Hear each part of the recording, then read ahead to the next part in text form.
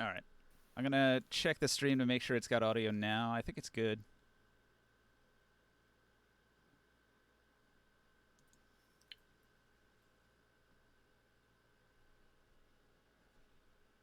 You can still hear me, right?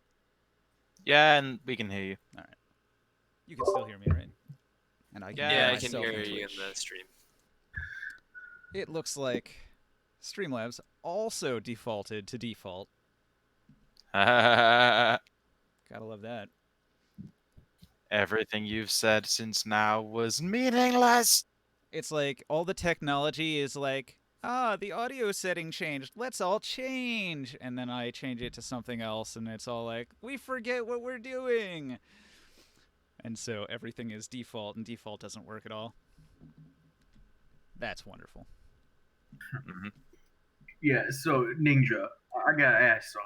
Can I hire a tailor to make a dragon costume? You can the hire last whoever you time. want to do whatever you want if you have the money. I want to hire someone to tailor a dragon mascot. All right. Well, we don't have any more downtime, so maybe they'll have it done by next week. Spend your 5 silver. Oh, Spend however much it's going to cost for the materials. I don't know. How gaudy do you want to be? You want to throw 100 gold at it, make a fancy Godzilla suit, Yeah. or do you want to just like have a burlap sack Godzilla. costume that's green? I want Godzilla. All right. Well, throw an Mine amount of were money that. at it. That's fine. In addition, here in town, Egwene the Survivalist, she set up the Outsiders bonfire here. It gives 2 additional respite points to an Abomination, Hellion, or Leper in the group. But she'll only give the feast to somebody who upgrades her tent. So, Ooh. 35 crests to upgrade her tent. And you'll Fuck get that shit. that bonus. She's lucky enough to sleep on the floor. Well, she is sleeping on the floor. She's a survivalist. Exactly. But it's wintertime, so if you got crests to spare and you want a buff, she can give you a buff for certain classes. Namely, Fuckers on Rikaril. my land. Rikaril could benefit from this, so that's mainly aimed at him. I'm willing to spend it. Well, crests are not something you just have. They're from the group pile here, and He-Man will fight you for it, so you better watch out. Yeah. Was there anything for me? Like what? You have a mansion. What are you talking about? I mean, like Altar of Light, or No. The Altar You of said Light that hasn't was- been built. You haven't requested to build it yourself. all right. The bishop's not doing it for you. That's Now, what something you did you can do- pursue if you wish to build an Altar of Light. You are welcome to, but it costs. No, I 5,000 mean, like- gold. You said that Dante invested in the fucking bank, and you said there was something else for Akkus Grill, was it? That's to produce blood. Yeah, that was the new one. Akkus Grill Okay. produces blood. Smitty's Home produces some food. The Outsider Bonfire is just for the Abomination, basically. And maybe a leper if you do get that leper done, Zalder, your leper Yeah. Frankenstein. He might benefit from Yes. this as well. Oh, Smitty's home turned into the granary. Well, it's been the granary all along. And yeah, I added this. The bounty hunter guy added this, but none of the other ones made any sense. So Right. those ones still to be added yet. Also, this one specifically benefits a thing that I'm doing. The training ring gives musketeers this +1 to hit and a bunch of extra hit points. And look at all the musketeers I just brought into town. Perhaps that was planned. I think Marshall Law's character spent a little too much time at the Persona school. Yeah.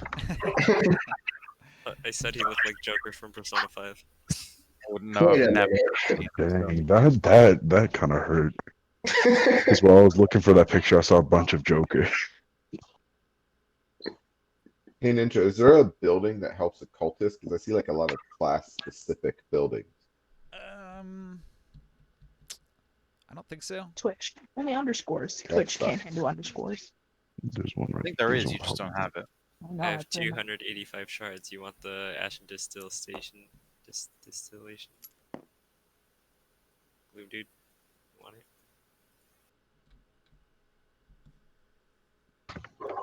However, Gloom dude. there are all sorts of new trinkets that benefit various Darkest Dungeon classes now that I made and added to the bag. They may not have come up this week. Like the Cleansing Eye Patch is a Man-at-Arms one. That's one of them. But Cleansing eye patch. let's see. The Poisoned Herb here is a Plague Doctor one. There are Occultist ones in the bag. They didn't come up this week, but maybe next week. And they are pretty powerful. So that's the upgrade thing for Occultist that I included. But it's RNG, so it is what it is. Did I make a record of how many shards I have? I think you were just giving it to He-Man, and he's been keeping track. It was like 200 or something last time. Yeah, I got 285 now.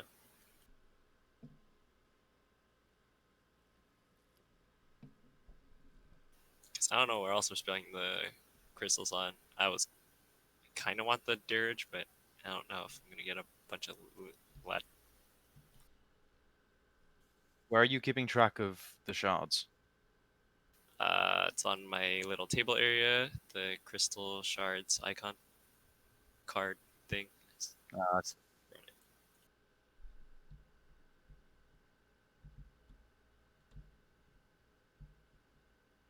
So, Sex and Sandals, I got your dungeon board over here next to the town board. Yes, Dungeon Home. Thank you. You have to go a ways outside of town to get to it. It's out by the Warrens, and the path leads up to the castle gates where it has the murder holes, and you got this entrance hall in here, and then it's got some twisty hallways, and it's got several rooms. So where did you want to set up, like, to live in? Do you want, like, this main room here, the throne room? Wait, that room. Remember that room where Scourge found the tablet and the spear? I don't recall exactly where that was. It might have been one of the side rooms here. I don't know. It was in the farm room. I think it was in the big one right there. In the big one? Yeah. Wait, yeah. So I want to. Yeah. So the only downside to being out here is you're out in the wildlands, and a lot of bandits and stuff roam around out there to avoid the law, and also there's a lot of wild animals, so sort of maintaining this place is difficult. Like previously there was a pack of wild animals living in this back area here, and so it's quite a mess, and takes a lot of that downtime over the last 10 weeks to sort of renovate it and make it livable. But, Wait, the stream. Give me a moment. But you have a layout here, so you can kind of see what it looks like. That way, if you want to do stuff with it, you can plan. I want to turn that big little hall room right there into a throne. Yeah, it was originally a throne room, so it's even still got a throne, and there's like some pillars. I want to make it as dark and edgy as possible. Nah, you got it. Edgy throne room. So I guess you've been hanging out mostly outside of town. It's been a while though, so do you want to head from your dungeon back into town and regroup with the party here? Yes. All right. I'm going to be so different. So it looks like a lot of you have met up here at the tavern, and there's a big party going on. So feel free to interact amongst each other. Where is everyone's tokens? Like, is Rickaril being played this session? He's at his own bar. Yeah, okay, so he's... Right. I'm currently helping my staff. No, I just want to know which character he's playing. Eduardo's Today. outside of town, so I don't know if he wants He to may play him come when back. he's being hunted by the Inquisition. Make them back for trying to kill He's on the someone. outside of the bar peering in.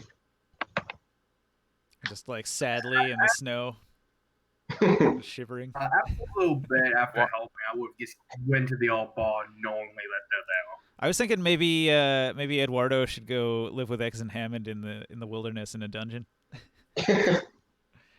Why is X Yeah, and yeah, Hammond yeah. turned into a fucking Will you background? accept?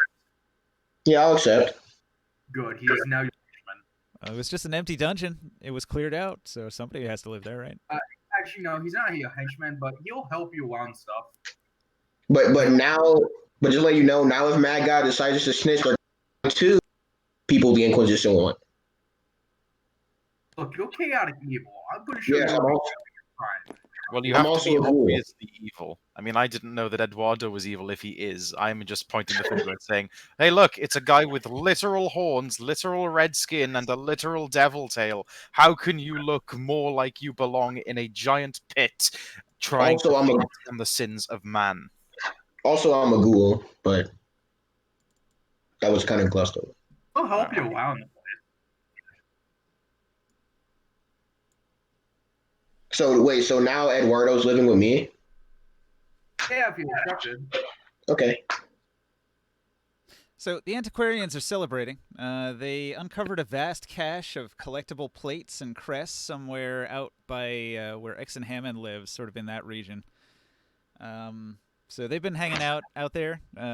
They've been mingling with the crews, the work crews that were coming to Exon Hammond's dungeon to renovate it and build furniture and stuff. So it was a mix of workmen, lumberjacks, carpenters, masons, tailors, and these antiquarians just in the mix, just moving among the groups, doing their own thing. And they're exploring the region, and they had some hirelings that they hired from the Bounty Hunters Guild, some of the mercenaries, to help them out. Because they figured, like, they can't afford the real heroes, so they're just going to hire some cheap guys to be their bodyguards, and they went about their business. They were out there doing that, and now they're celebrating. They're getting ready to leave town, and this winter festival is going to be their parting party. So they're all going around and saying hi to everybody that they've known over the past 10 weeks, the long 10 weeks that they've been here in town, and they're just going to bid everybody a farewell as they're getting ready to leave town with their collectible plates that they've gathered up. As they're leaving, I give them a fake salute, and I say, "See you later, you rat-thieving scumbags. You're such a nice guy." Next time you return, come back with gold and give it to me." Indeed. Did you guys ever figure out anything with those glyphs that we found on our adventures? They were indecipherable. We had no Rosetta Stone to translate them, and so they're just sort of a mystery. Have you tried Duolingo? No. Have you tried a fucking dictionary with the language you're trying to translate on the other fucking side? No. Well, it's an unknown language. It's a dead language, so it makes it You difficult. could just use Google Translate. I was gonna say, hey Google, what is in English? Hey Google, what does mean? It says, Alright, hello, so can I I be am inside Adrian from hell. Huh? Where am I anyways? Don't know. I don't know what figure you're using. I'm gonna use it using water? weak wall. No, weak wall.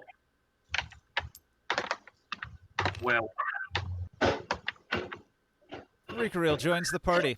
In addition to Rikaril, a bunch of sailors join the party as well, and this includes the captain of the longboat down by the ocean that's taken you on previous Cove adventures. And during the party, at some point during the night, he's going to tell tales of the sea, of the open ocean, of the briny deep. He's going to say, deep beneath the waves, the wreck of the traitor Empress sits, filled with the echoing cries of the damned crew, endlessly resurrected by the cursed anchor your ancestor placed upon their ship. They are drowning forever, but will never taste the release of death. Who is saying this? The captain of the longboat, the guy that's taken you out to the lighthouse in the past. I clap sarcastically. He was stranded here after the Pelagics destroyed his ship, him and his crew, and they rebuilt their boat over the course of months. And so he's just sort of like the local captain. Whenever I need a captain to talk about the open oceans, like he just did. sounds like we should go put them to rest. I say to He-Man, what do you mean put them to rest? We're in the middle of the solstice. It is a celebratory festival, and you want to go to monster hunting. I vote to go monster hunting. Monster Hunter, If please. I'm there, We also just vote. took a 10-week break already. Yes, and let's Yeah. continue the trend. I'm raking in gold My- as far as the eye can see. I'm happy. Why even bother killing monsters at this point? My friend here That needs is fair. parts. Well, you're allowed to leave if you want, but I'm we're just gonna go monster. gonna on the stream. I don't know if you're looking at this. I'm just gonna zoom in on the reason why. There's like 100-foot red translucent tentacle sticking out of the building in the distance. Oh yeah, I noticed that. Oh no. Oh, do we see Wait, that now? What? We better- It's Oh, on that. the town board. Not just that. There's also the thing from Beyond the Stars hanging out in the Warrens. So I mean, Wow. your area is not necessarily free of the curse yet. I think things have started to get worse during our hiatus. A lot worse. I mean, Leiron, think of it this way: do you really want to rule over cursed land and have like all your peasants die again? Leiron brushes his beard and he thinks for a second, and he settles on. That means Should I no be in money. charge of this new land? I mean, there's nobody gonna be to work it. If no one works it, you get no money. You don't need money when the entire world's aflame asunder. Who knows? Maybe I could make a strike. I don't think the world's gonna be on fire. In that thing. I mean, I already figure told our myself odds of to- survival are better if we take the fight to them. I second that. Long-term thinking there, Leiron. Long. Okay, then fine. If that's the case, why don't we just go up there right now? Okay, I'm down. Hey, Seems a little foolish to run wait, in what head would first I be without doing? proper preparation, but Remind me again, why are we going to this cove? He-Man, why are we going to this cove? Bountiful Treasure. treasure to increase our guild house to let us become even more powerful. The shipwreck That's contained why you many, want to go. many, many crests. That's why. Hello? I also need my tavern. Gloom Dude, you were on a wagon that rolled into town, so you can see that there's festivities going on. If you want to join the party, it seems to like the bulk of the party is happening in the main tavern. Oh, cool. So you're welcome to walk down the street here and right on into this bar right here. Alright. So, stepping through the front door, you can see that there's many people in the room, including one person who is at least 10 feet tall.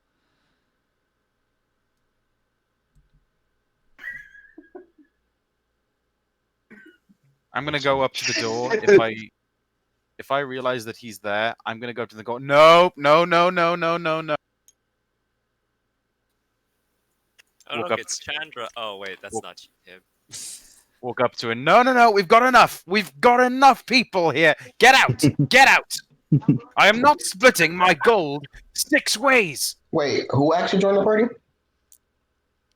Martial law. We got a new plague Let him doctor. in. I look at him and I say, wait a minute. I remember that face. Didn't I know you back in Nam? I stare at him ominously for like,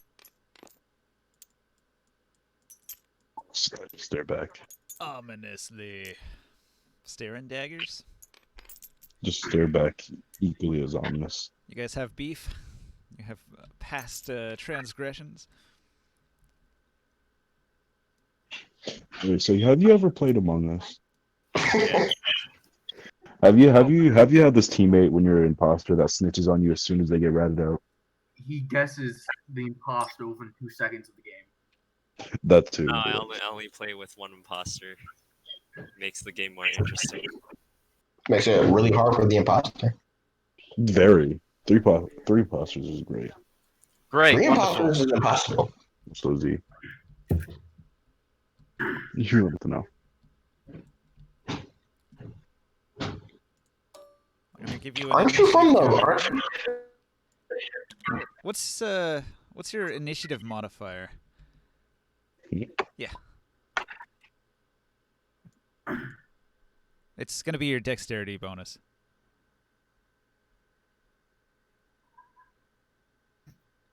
By the way, make sure to change my initiative to +2. It says Dex 11 with no. No modifier. no All right. modifier. Actually, no, my proficiency bonus is +3. As it still shows it Eduardo.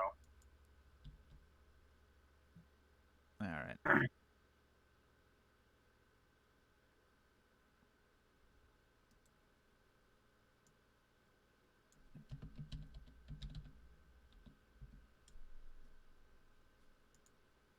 And it's supposed to be +3. Yep. Okay. So I got that. I got that. Is everybody else's initiative right? Yep. 6 for He-Man, think. 8 Hang for on. Mad God, No. Hang on. That's wrong. 13 for Zalder. Yep. Trying to remember how I got to 13 again.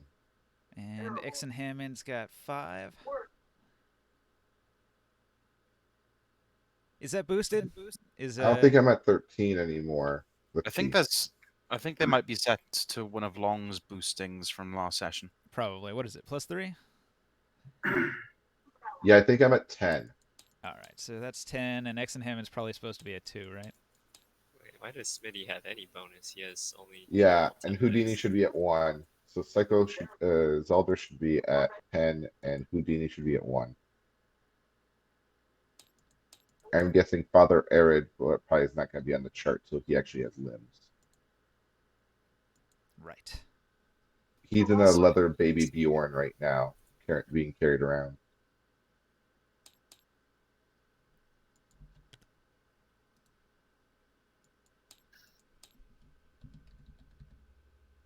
How is Smitty's -1?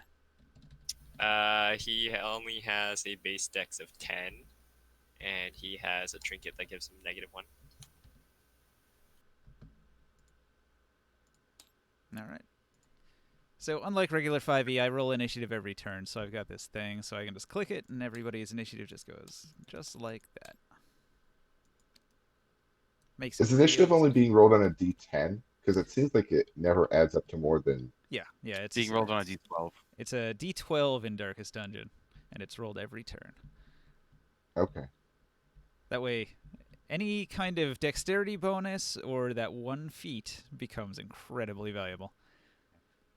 Oh, you mean alert? Yes. Yes, alertness.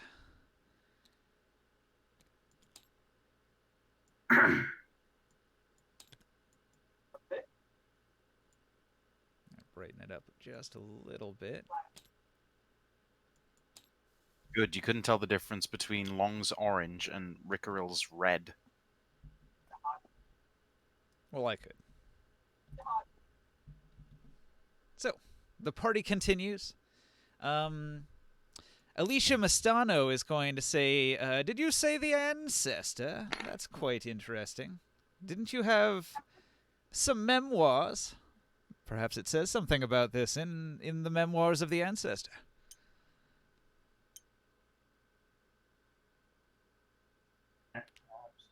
Who had those papers? One of you had the memoirs. Was it me? Yeah, it might have been. They led you I to only the had library. the one journal sheet. I had the journal sheet that took us to the library. Ah.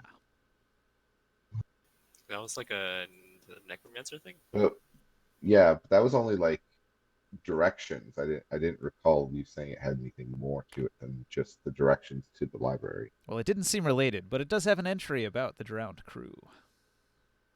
Oh yes? I'll check my papers and see what it says. Okay. You always read the fine print. Nah, I mean, usually it just includes like if you use this spell, you get cursed, and I mean, details. Just use this bloody spell. Here are the ancestors' memoirs. Jeez, that's a big parchment to miss. Listen, I was busy. There was a library. I heard books. I got focus.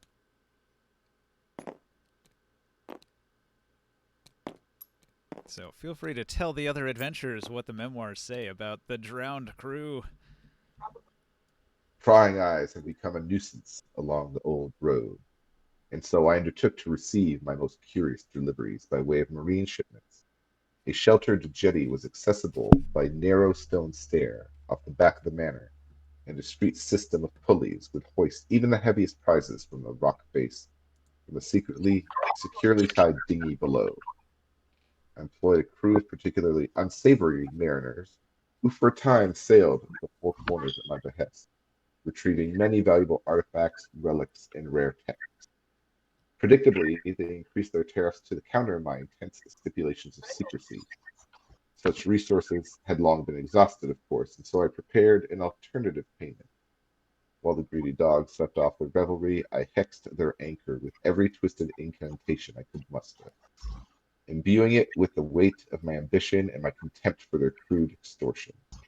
At the witching hour, the anchor pulled with preternational force, dragging craft and crew down into the depths.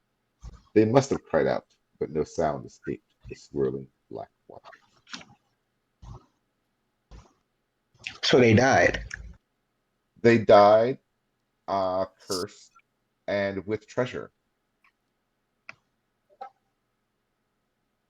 Treasure just for us, the rightful heirs to this area. I don't think that's okay. I mean, So are we gonna rare go get texts. I mean, there's books. I'm literally rubbing my hands with glee, a la, Mr. Burns.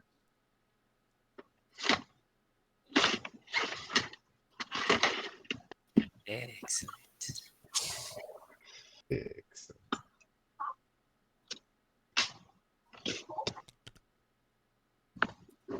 Right. So how do we get to this thing?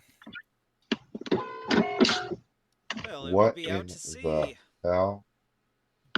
I've made a huge Somebody mistake. just deleted all the text. Good job, Nightbot. It's easy Sorry, to do. There we go. my push to talk is T, and if you move over it, highlights it automatically. It's weird. Sure does. So along the old road, there is a sheltered jetty by a narrow stair at the back of the manor. So we just need to find the staircase behind the manor house. And there should be a pulley system that will take us down I that say way. to him, what manor house? That manor house? The one with the giant red tentacle coming out of it? That'd be the one. I mean, that might be a sign that there's something cursed over in that direction, yeah. No, no, no, no. We agreed that we weren't going anywhere near that damn dungeon until we were prepared. And this big guy over here, gestures at He-Man, just said that we're not ready yet. Didn't you? Well, we What can about- always sail around till we find the Incorrect. jetty. And then from there, go and find where the ship went off and sunk. The sea captain says, mean, should there's you gotta need be it, you can use me longboat to get around. Me and me crew What will help about- you out. See, this guy here, he sounds eager to help. Yeah, but what about the orb that was like a submersible? That was a barrel. We've been trying to repair it for the last couple of sessions. I mean, we didn't actually put any resources into doing that. Because it's a legendary magical artifact, it was unrepairable, unfortunately. You don't have enough magical materials to do it. We gotta talk to Dante though. Maybe he or the alchemist. Maybe we can figure out some potions of water breathing, some way to securely I have, Breathe. I believe, 3 potions of water breathing I still got in my backpack somewhere. Yep, I got I mean 3. that's great, but there's 6 of us. I believe me. 7 with our little friends. Yeah. And I kinda glanced at Me and Smitty. Leiron have some cloaks of the Manta Ray that we can swim around carefree in the water.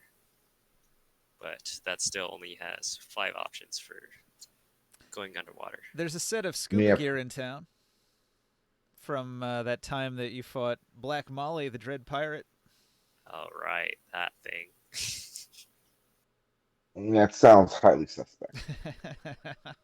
no way am I trusting weird 14th technology when century perfectly good magic scuba diving. exists as a solution. Hey, How can hey, you not don't. trust 14th century diving gear? Come on. I'm sure it's perfectly safe.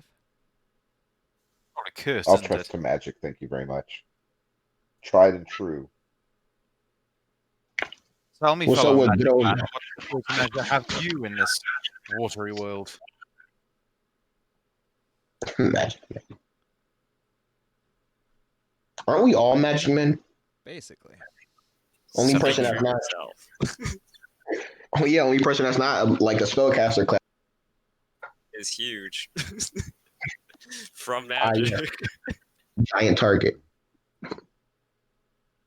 I mean, I would check in with Dante and the Alchemist to see if they have any scrolls of water breathing or potions of water breathing in stock.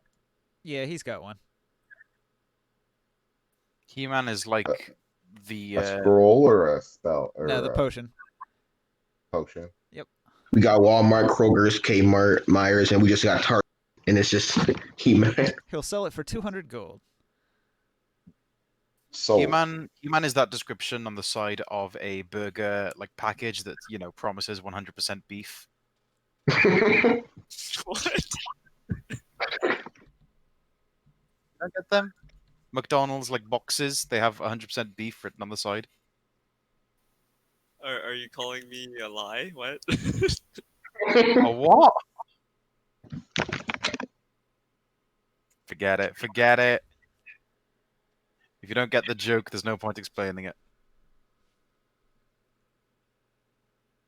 So, who's the cleric? Me and Exon Hammond, you're the cleric? You're the evil cleric? yes. All right, Dante's gonna tell you that he acquired something on the black market. If you would like to buy it, for 1,280 gold, he has a scroll of Circle of Death. What does that do? Sounds interesting. Well, Sounds very interesting. if you're a cleric of your persuasion, it's a quite powerful spell scroll. How much does it cost? Like casting it. 1,280 $12.50. gold. Okay. That's a lot. That's a lot of gold. I spent all my stuff on the downtime. Hey, anyone here have 600 gold is laying around? Leon just shrugs. Yes. Anyone have 2,000 gold? No, I don't have any. I only have about like 2 gold right now. Can I get a loan, Mad God? No. Hey, Leiron, what's that with that weird purple portal over your castle? Oh, that's just my sphere of annihilation. Don't worry about it. Oh dear. Oh wait, what now? Oh, don't worry about it. It's just this Maybe- literal.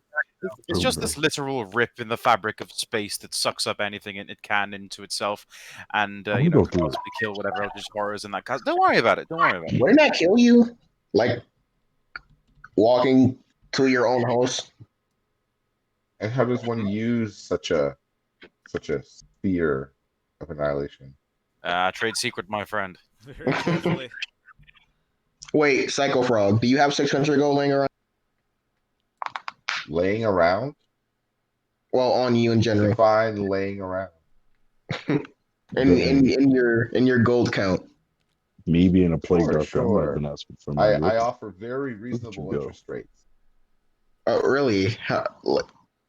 What does that mean? What do you mean by that? You're being Well, a I better mean, plague I'll doctor loan than I you could ever 6 be. if you pay me back 8. Okay. All right, Okay. cool. Take 600.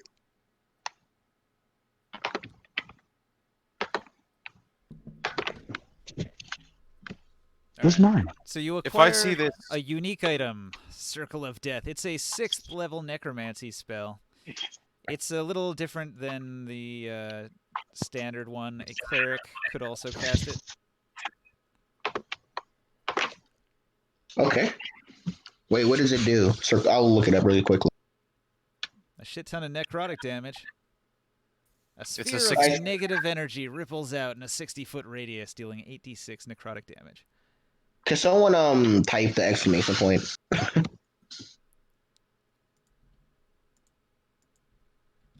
Thank you. Thank you Where's again. the scroll? It's on Question is, Dante's how the list. hell I'm did gonna you cast it? take it off his list here. It's like a DC 16 check.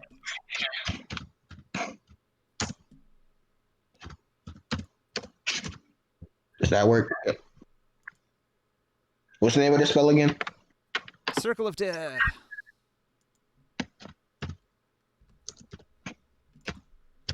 Circle. Yeah, feather token is that he has. The crawl's feather token. I'm willing to give Phailpe to Exenhammon if he wants. Wait, what's that again? Do you want to buy that one for 50 gold? Buy what for Well, 50? what kind is it? It is. There's more than one. I don't know.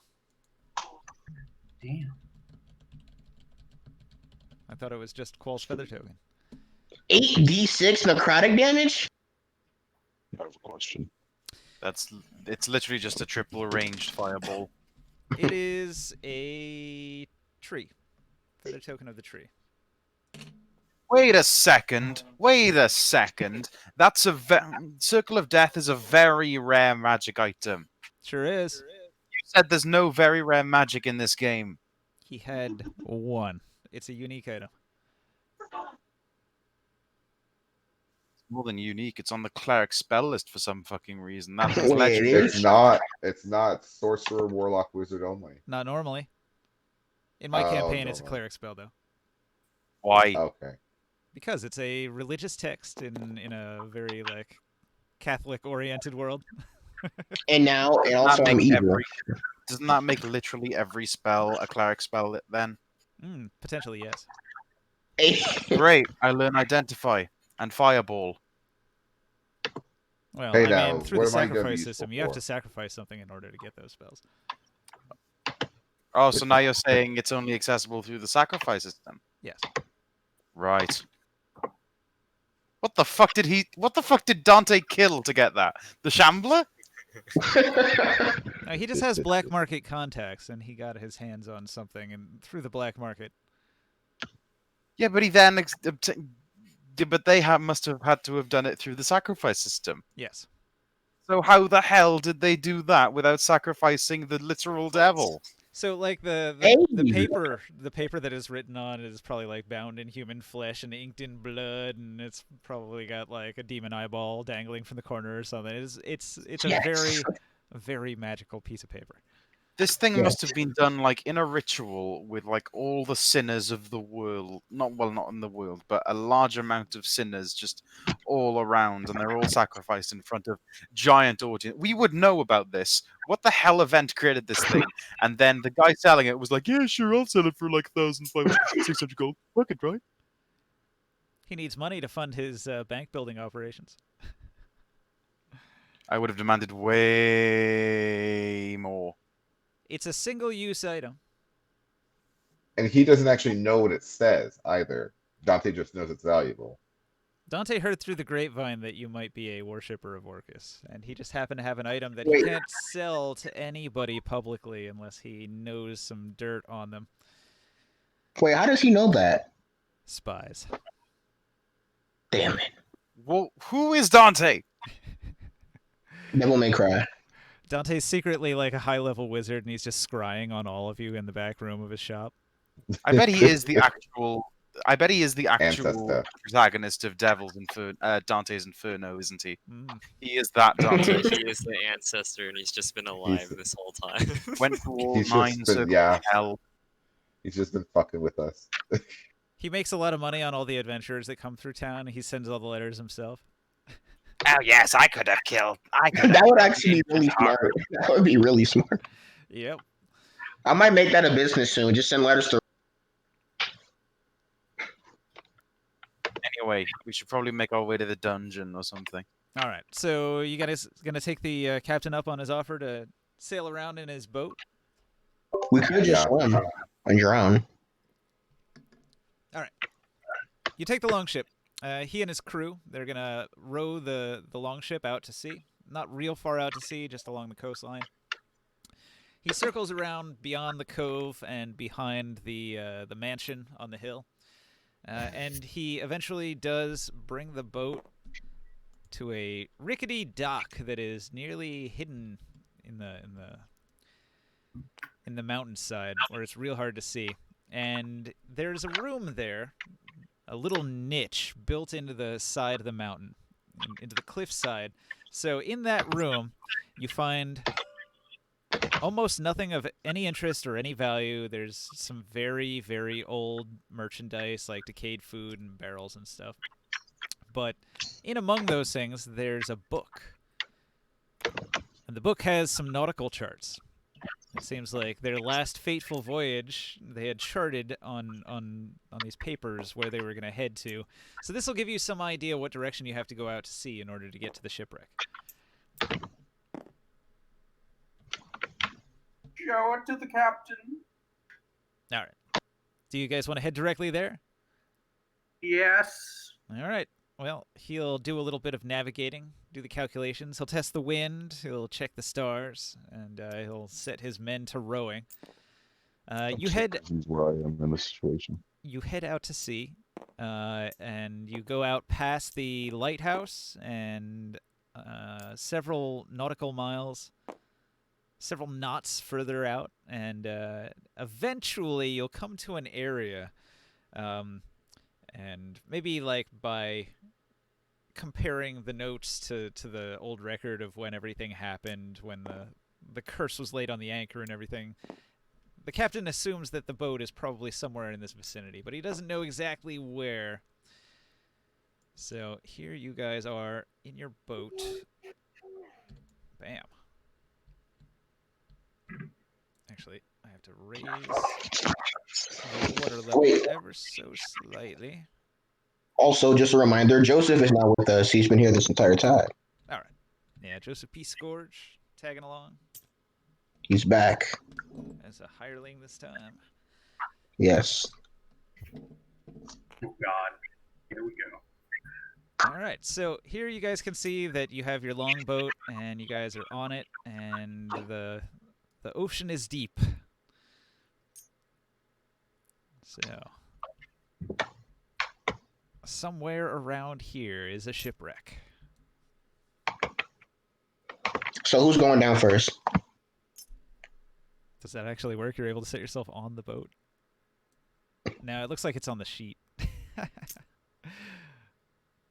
That's funny.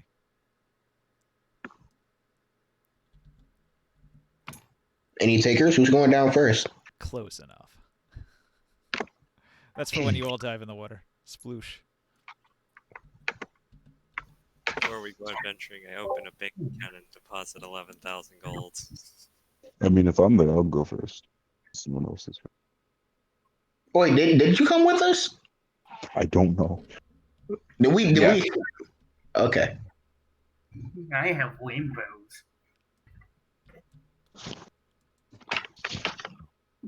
Oh, good. You made a note about it already.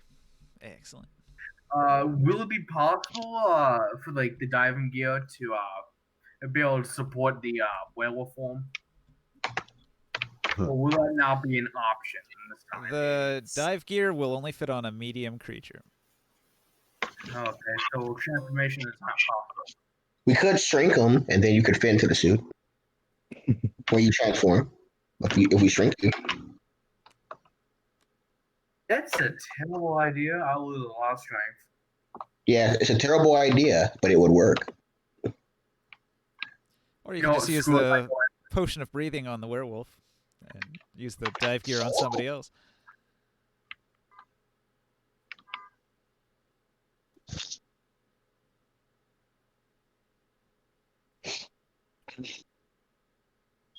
It's your call. What do you guys do?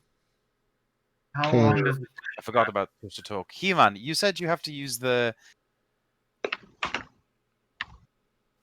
Use the what? Damn it! Sorry, I can't press this button and type at the same time. You said you were going to use the cloak of the manta ray, right? Yes. Doesn't it not fit you anymore? I don't know.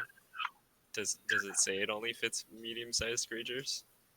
Well, It's a I'm just cloak. saying You that- can put it around your neck. It'll just be short. it'll just be like Mini a cape. hood. A half It'll cape. just be a hood. Half capes are a It's gonna thing. be. It's gonna be like an oversized bib.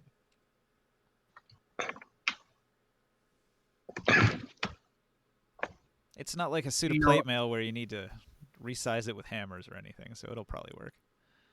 I'm gonna grab one of the potions of water breathing, but how many dive suits do we have? Just the one. Just one. All right, who here's a squishy? Who here's a what? Squishy. What does that mean? Low AC. Not a tank. Um, Not he yet. I I mean, look- I I've look got at low that character. AC, but the problem is, if I use the dive gear, I don't think I'm gonna be able to actually cast spells, which is kind of the whole point of me tagging along. what is considered low AC? At like level 6. Under You'll 18. be able to cast spells, Solder. What's that? I said you'll be able to cast spells, Zolder. If anything, it'll give you more protection. You just have to verbalize it. Sound doesn't have to carry. Yeah, but if I've got a breathing apparatus in my mouth, I can't exactly like Well, verbalize it's not in your anything. mouth. It's just like It's like a big helmet. scuba helmet with like an air tube going up to the. like an surface astronaut's of the helmet. water. Yeah. It's like you ever see I don't- Nautilus from League of Legends? It's like that. Oh, with the whole dive helmet and everything? Yeah, you know what happens when those things fail? You get sucked into the tube and turned into paste. It's 14th century scuba diving technology. Yeah, I don't trust it. I'm going to rely on good old fashioned magic. Thank you very much. Yeah. Somebody else can try that death trap. I'm gonna use my potion of water breathing All right. that I just bought.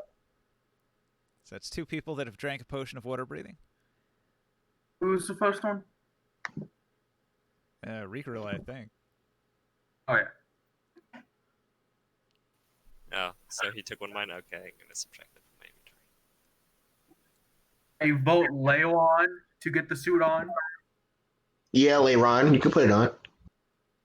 No, thank you. I've got a cloak of the water, cloak of the manta ray. I'm fine. Up there. I'm putting on this card how we're going down there. So, Caster Blaster, Exon, Marshall, how are you doing it? Caster Blaster's Rikuril. All right. I'll put I on think the suit. Smitty's just not gonna join us on this adventure. I handed it to Joseph. Oh, Smitty stays on the guess not, boat. never mind. He's had enough of the underwater. He was living down there for a while. Yeah, I'll Aaron's put probably it gonna end on. up having to stay on the boat as well. I'll put on a diving gear, I guess. Don't you have this like the armor on? Yes. But can I like put it on over the armor, or do I have to take the armor to wear it? You wouldn't be able to wear a suit of plate armor and dive gear at the same time. Damn it. That's a Yes, lot womp, of AC. Womp, dog. womp, ba-ba-da-bum-ba-dum, How much AC would I lose? All A of it. lot. I have two Ooh. potions. Ah, Base AC is 10 plus your Dex modifier. I can't do it. No, I do can't- it. Why not? So Marshall, you better get in that suit. Hopefully you Mhm. don't die. Yeah. Probably will. Wait, aren't you level 1? Yep. Yeah, Well, rip. it's gonna be the first kill if I win. So I guess that He's a means plague doctor. He's gonna be hanging in the back anyways. so Exon Hammond gets your 3rd potion of water breathing then, and then Marshall wears the dive suit. Is that how we're doing it? Yes. Technically Okay. only my second, because what was it, Rick Rill or somebody said they bought their own. Okay. Zalder. Zalder Brothers. Yeah. So So I have one more. all right. In case one of us Wait. start drowning. So now everybody can breathe underwater. Where do you want to go Okay. down? Where are you gonna move the boat and dive down? Do you want to go straight down in the middle? Do you want to go to one of the corners? I say we Straight go, down the middle. I just want to go to one of the In corners. the middle Straight sounds a to the little like we'll get surrounded. Yes, but we can kill all of them, Straight right? to the middle. Possibly. So you can dive in the center, or you can go to any of the quadrants. Any of the 4 Straight corners. through the middle. I stand by what I said. Okay. You guys ready to Question dive Ninja. down? Since familiars are technically not actual animals, do they need to breathe? They do need to breathe. They do. Okay. Yes. It's kind of I just- elaborated on in Unearthed Arcana. They released at an Eldritch Invocation that I used to have called Investment of the Chainmaster, and one of their perks was that the familiar was able to breathe underwater. So that means that they're not able to breathe underwater normally. Just command it to hold its breath. All right. Well, Houdini, you can change their form if I recall from the spell, right? Yep, you can do that. I'm changing my All form now. right. Yeah, Houdini is gonna become a frog. Yeah. What? What? Out of all seafaring animals, you choose. I'm changing mine into an You're eyeless watch. very limited to what you can change it into. Let me double check what spells. You could become an otter or something like that. Otters can't hold their breath. Become a giant fish. Bro. Can you transform into a shark? Ooh, Sure, otters can hold their breath. actually, he's gonna be an octopus. Nice. Ooh. There we go. Something completely seafaring. So Houdini is now Octodini. I guess I have to find a octopus somewhere. Dr. Octagon.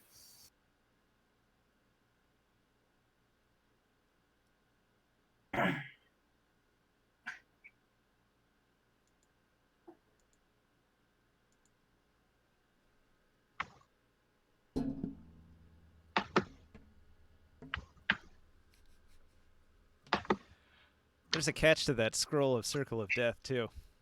I don't know if you considered it. Yeah, 500 gold. Well, I mean, there's the casting cost, but also, like, you'd be in the blast radius, and if you're not a sorcerer that can spell shape, that's a problem. No. The range is 150 feet. So you place that 60-foot radius sphere Far, anywhere far from within yourself. 150. Yeah. Yeah. That's not always so easy in a And- dungeon, though.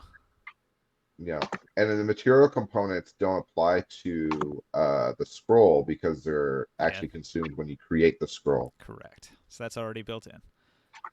Yep. So he got a hell of a deal because that really was only worth 780 gold.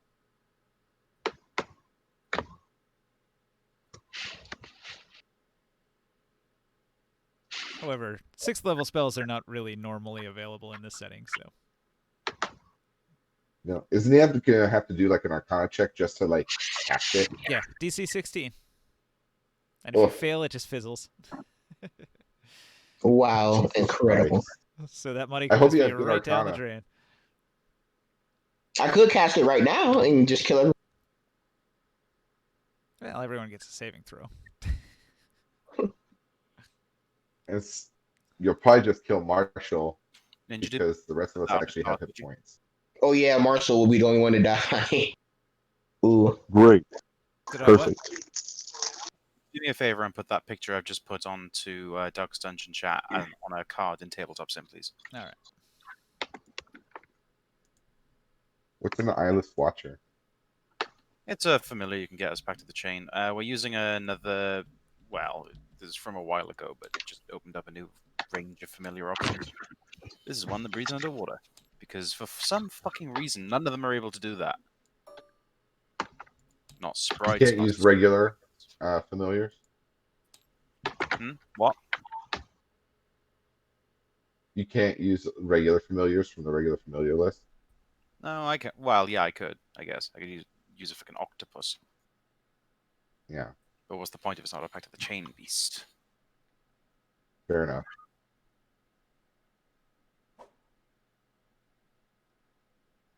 I've used it before.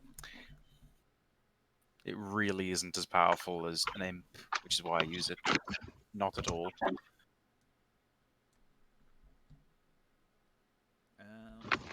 I think it fell through the table. What the hell? No, it didn't fall through the table. It's on top of the fucking water. You got it? Yeah, I got it.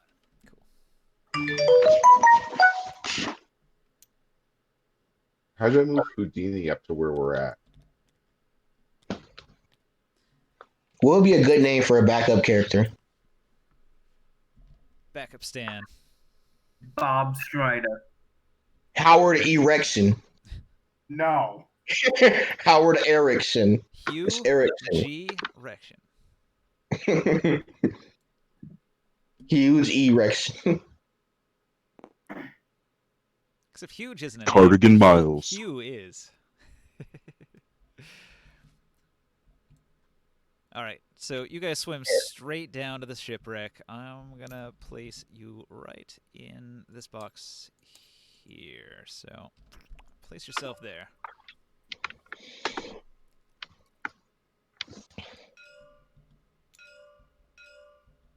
Frozen Waters B. What's the B for? You know what? Even under regular lighting, I can still sort of see the ripple effect just a little bit. That's pretty Mhm. cool. I just tumble flip down there. Wait, what's the B in the title for, Ninja?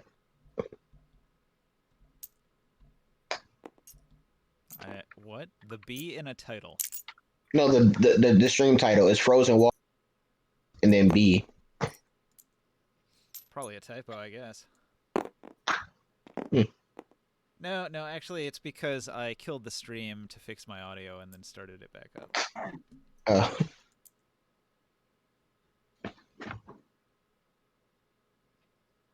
Heyo, we just landed in treasure. Found that picture of an owl, of a squid yet, Zolder? No, I'm just gonna pretend that Houdini is an octopus and just keep his icon the same. Unacceptable! Repeated bloop bloop noises. What noises do squids make? They don't. They just perfectly quiet. Most aquatic animals don't have need for sound. They evolved that way because there's not, like, it's not useful. I guess they would make a wet squirting noise when the ink is coming out, but other than that, I don't think they make any noise. Their beak clicks when That's it what she snaps together, like a clicking noise, maybe. Yeah. Hey, Ninja, so apparently octopi have better decks than owls, so his initiative will be 2 now. Change it to 2 then. I can change it? Yes, it's over here. Oh. Yeah, if you're at the table, you can adjust it yourself. When I picked Well, up thank you. the new guy, I lost him. Do you see him, DM? I don't. Did he go in a hidden area? Look for blue. I changed his color to blue. Holy cow, we landed right on top of the treasure. I mentioned that. See, what did I tell you? It's right there in the map. Alright, let's loot it and run. That was a good adventure, guys. There's so Yeah, much more. Well, we should at least get this stuff back up on the ship. I mean, right? That's something. Yeah. Ninja. There's something under He-Man that we're seeing. Yes. Floating. Yeah, there's a rock there. Ah, Oh my god, did not. that just loaded. Now it's part of an invisible area. So the whole entire Oh, object deep just freeze. disappeared. I don't see him, so he's probably been deleted. Who got deleted? Marshall. Oh, I'm sorry, Marshall. No, Marshall's right here. Marshall. He somehow got merged with Eggs in the Hammond. Well, I just made a copy because I was going to reload his image. Since we're underwater, my winged boots are fucking useless, but we could all fly if we wanted. Or have the effects of flying. At your own risk. Yeah. They somehow got merged. I'm not Now, quite sure how I to separate made a them. copy, and I'm changing the Mhm. image.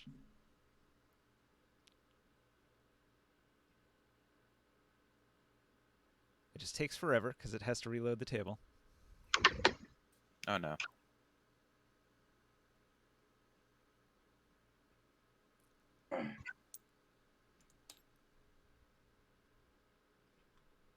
All right, now we have a martial law again.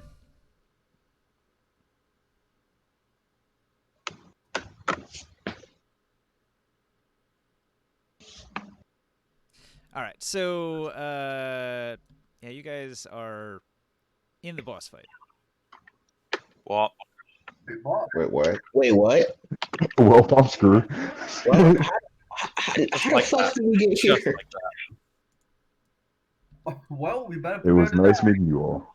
Really wanted to get into the battle, eh? Really wanted to speed it along. Not for the Wow. best. We really want to end this fast so we can go to the other quest. But what about all the other stuff in the shipwreck? It's about that. Kill the big guy quest. All right, who has the heaviest hitting thing? I point at the new guy, throw him at it. I rolled initiative, so nobody's allowed to move at this point. We're currently underwater. I don't think throwing him's going to do much. He's just going to like float ominously towards you and then get smacked out the. We need to establish where we're going then. Where are we like landing? Didn't we already land like directly in the boss fight? Basically. I mean like positions. Yeah, that's right. Jesus fucking Christ.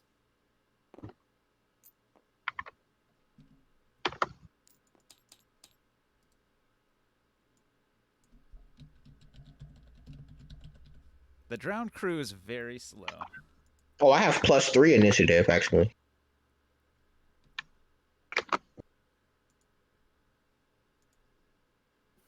Do these deep stingers look aggressive? Are they joining the boss fight?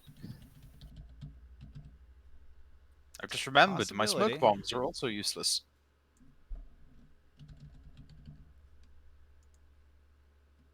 I'm gonna use the toilet. Be back.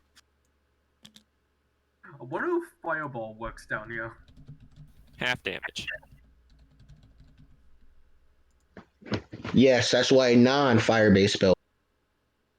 And that's why they could be resistant to fire damage since they drown. Whoever the enemies could be drowned. So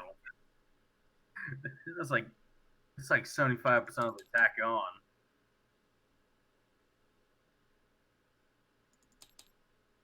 %25 damage. Okay, so you descend with all your gear weighing you down. You descend straight down to the bottom and you land upon the surface of the sand here. And on the way down, you see that there's a ship. It comes into view when you approach the sea floor. You can only barely make it out. Your visibility is very low down here. But here on the ship, the drowned crew notices.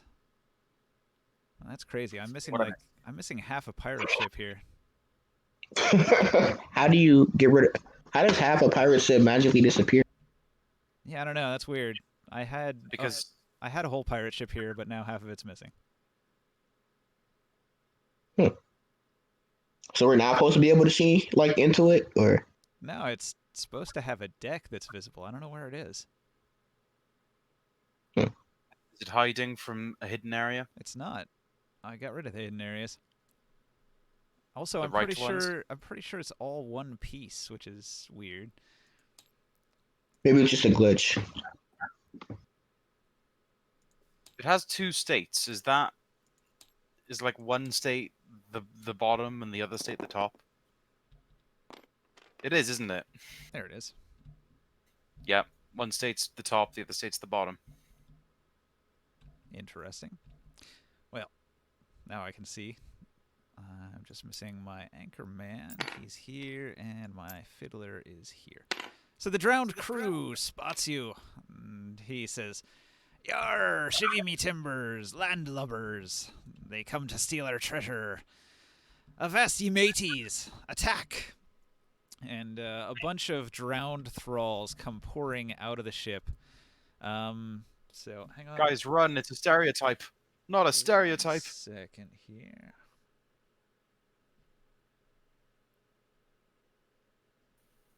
Aren't we all kind of stereotypy? Well, He-Man is a pretty big stereotype. I mean, I wouldn't say I am. So Oh, If I being was an hurt, I asshole. would be good. I rolled a 7. On a 7, I get 1d4 drowned thralls, and that is 1. So 1 drowned thrall emerges from below decks right here. So How many things are we fighting? Holy shit. 25. Just let me know when I die. Well, Marion, start making a new character. Alright, I'll make a monk. So you think I'm joking, but I'm serious. Start making a new. I know that's what I'm doing. Okay, so that's a legendary action that the drowned crew does to summon men. He also screams, "All hands on deck!" and this dude with an anchor immediately pops up out of nowhere. Yes, boss! He salutes and he hoists his anchor up over his shoulder.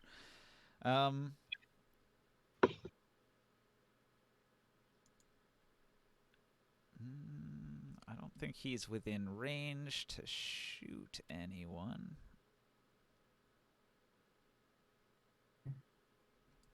Trying to think here. 11.7. What's the distance on 11.7? 5, 10, 15, 20, 25, 30, 35, 40, 45, 50, 55, 60. Well, he's 60 feet from the nearest target.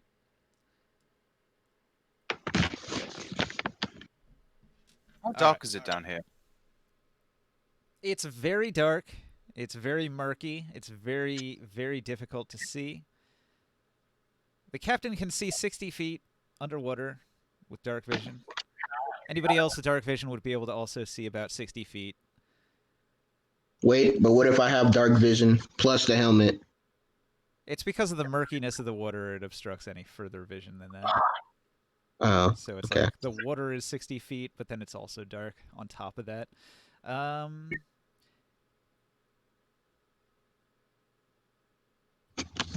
He has a harpoon that he can throw, but he'll have disadvantage because it's 60 feet. So he throws a harpoon, and he's trying to hit martial law. Martial law. Why does he have Oh, disadvantage? now. Because Because it's super far range. it's the long range Nat for his 20. harpoon. Okay. Is it a nat 20? He's got plus 13 to hit. Does a 25 hit? No, wait. It's a 13 plus 6. That's 16. What's your armor class? 13 plus 6 is 19. Gloom Dude, you're muted. What's your armor class? I'm waiting for What's armor? No armor? Um, Do you have any dex modifier? You didn't, right? So that means your AC is just 10. Just 11. My dex is 11. My AC is I'm waiting for 10. him to just say 10 AC. Yeah, it's 10 AC. Oh. Man's Alright. dead.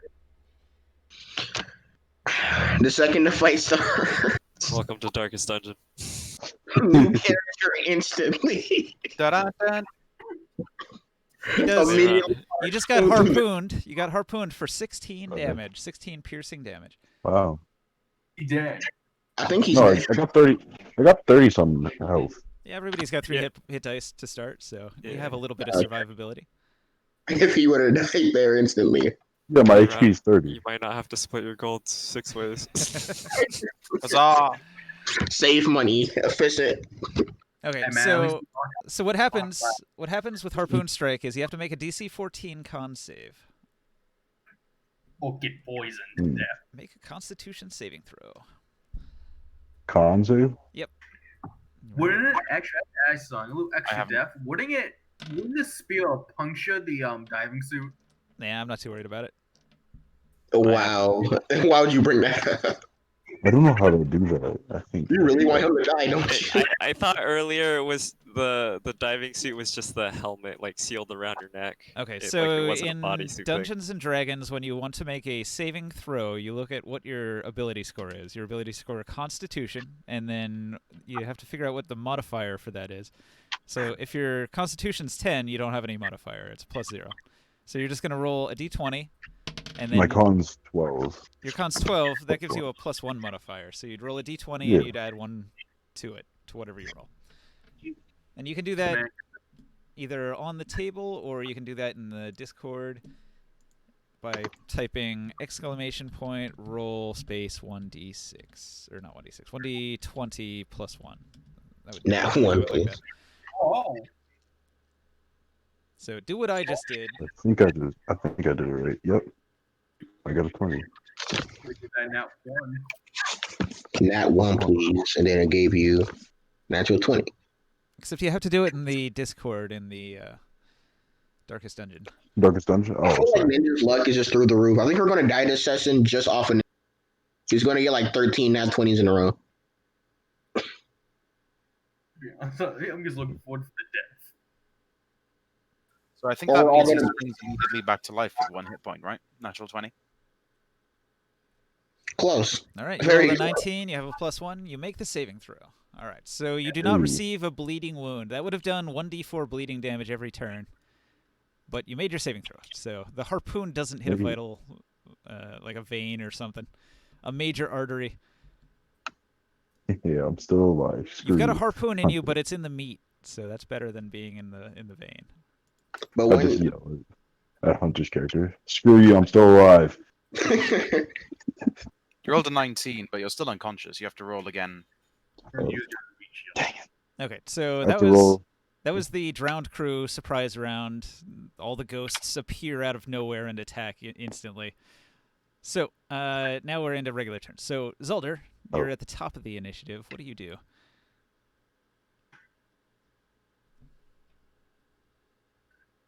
Psychofrog, you're still muted.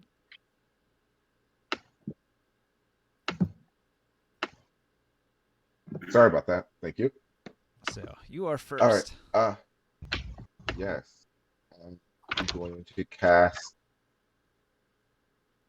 Might as well make things go a little weird to start with. So I'm going to cast Dragon's Breath on Houdini, All right. choosing lightning. Wait, who's Houdini? Which is, well, Octodini. Octodini! Yes, I love it. Keep him that way forever. So Octodini now can breathe lightning breath for the next. What Matt, would that be? did you miss the part where he said I have 30 hit points? Yes. Why are you making him unconscious? Because I don't want to share my gold. Block.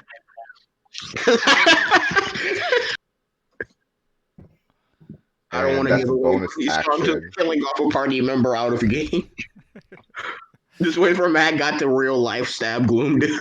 Like he just pulls up with a knife. I'm just You know- waiting for it. You know what? Rickrell's dead. You know what? You know. How does it feel having no power in Tabletop World because you don't have the fucking game? Yeah. Yeah. All right, guys. So we have a lot of players now. So when it's one player's turn, everybody else try to let them do their turn and get it over with, and we can progress a little quicker. Because if we're all talking, it's going to be a long time between turns. Yes. Aldo, what are you doing? And then as my action, I'm going to cast Weird Reconstruction on Marshall. Right. Try to heal him up a bit. So 7 HP back on him. All right. Does that really work? I mean, isn't Word Reconstruction a spell? It's a cantrip. What's that? It's a Yeah, cantrip. you have so a point. It does have a casting tone. Yeah, okay, yeah. Yeah. All the That you darkest can- It dungeon had to be abilities work like cantrip, whatever. cantrips. So he's back at a 9 HP loss. And he has to make a con save DC 7 based on the damage, right? No, it has to be over. It has to be Oh, over 12. 12 plus his con modifier before he has to make a check. Okay, so 7 doesn't Yeah, do it. 13. Right. So it still hurts like a son of a bitch, but it doesn't make him bleed. All right. Do you want to move? Anywhere I move will be closer to the enemy, so I think I'm gonna sit tight for the moment. Okay. After Zelda, Rikuril.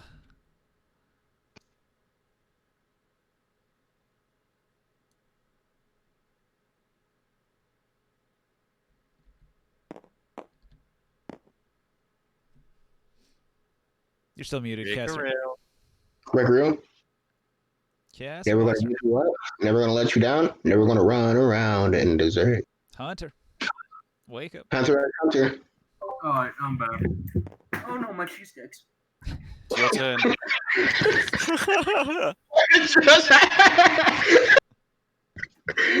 Oh no, my cheesecake. Okay. Disaster, huh? I'm gonna use my blood maledict. And wait. That's not it. Where is it? I'm gonna use my crimson white and give He-Man that 1d6 extra damage. Okay. And then I am gonna actually what can What is I this am 1d6 gonna... extra damage? Is this like It's a class feature. He could just apply it to himself or to somebody else, as long as he Okay. maintains it. is it just for one attack or how does it? It doesn't say. It just sticks to you until he changes it. He can Okay. Put it Yeah. on himself, or he can give it to you, I guess. I'm gonna prepare a dodge action for my second turn. Just in case one of those spears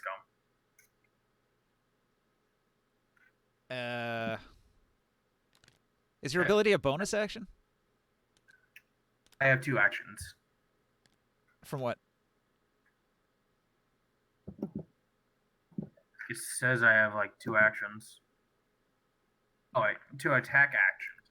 Alright. There we go. Extra attack. Yes. You still have one action, but with that one action, you can attack twice. That's what that means. I'm gonna move up I'm gonna move up 10 feet and wait until someone else my next turn. Do you just want to move in front of He-Man there?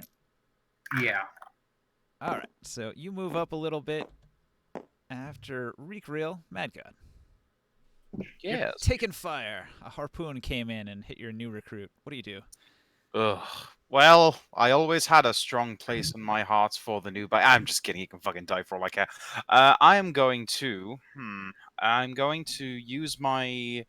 I'm going to use my spell storing ring to cast spiritual weapon as a bonus action, and as my main action, I'm going to.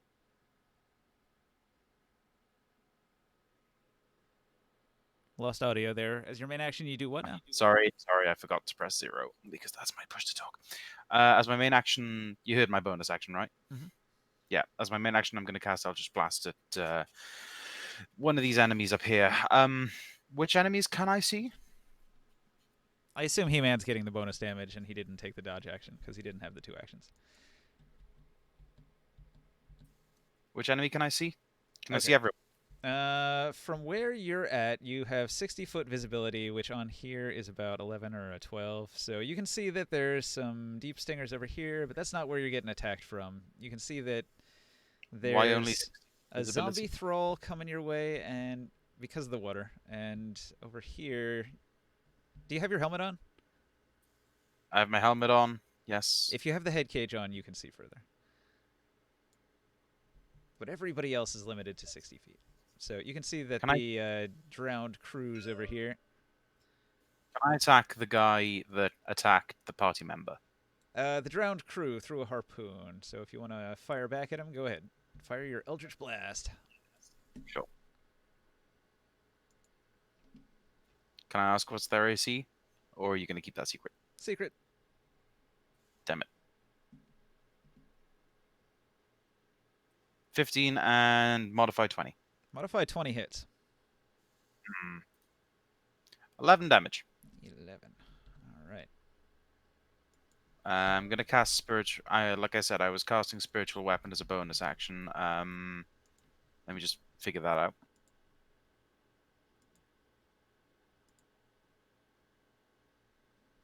Yeah, I can cast it. I can cast it 60 feet away. So just roll the damage for it now.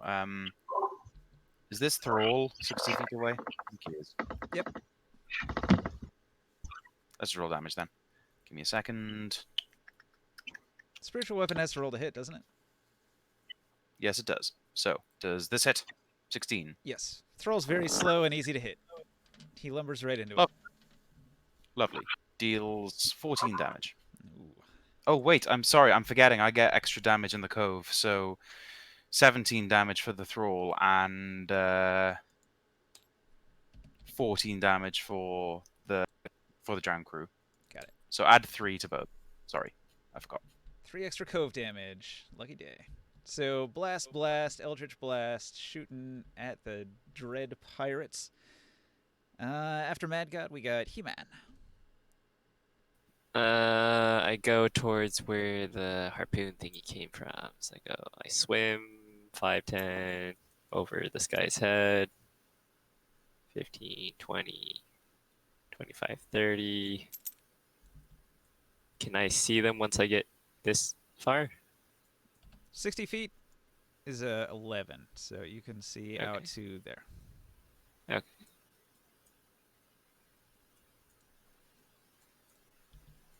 I will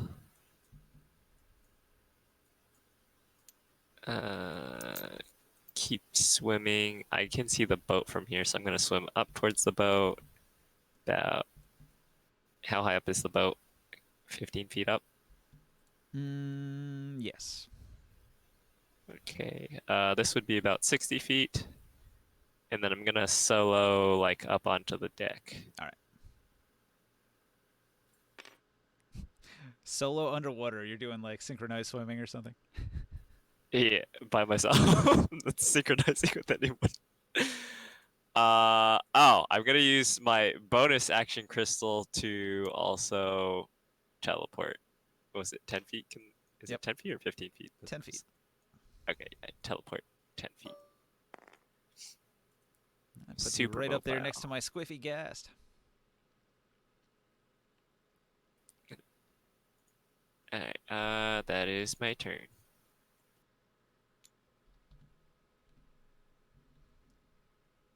All right. After He-Man, Houdini. Wait, is Joseph still on the boat? Joseph P. Swords. Yeah, he couldn't breathe underwater, so he's gonna have to man the boat. Okay. Octodini moving in.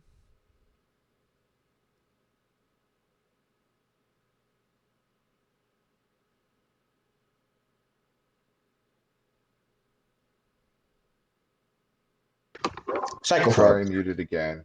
Yeah. Dr. Dini moved up closer, but he's not in range of anything.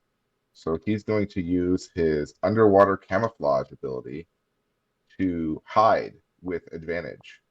All right. Because might as well when you're squishy. I guess just like dig into the sand. like Yeah, a fish would do. so he's got stealth at +4.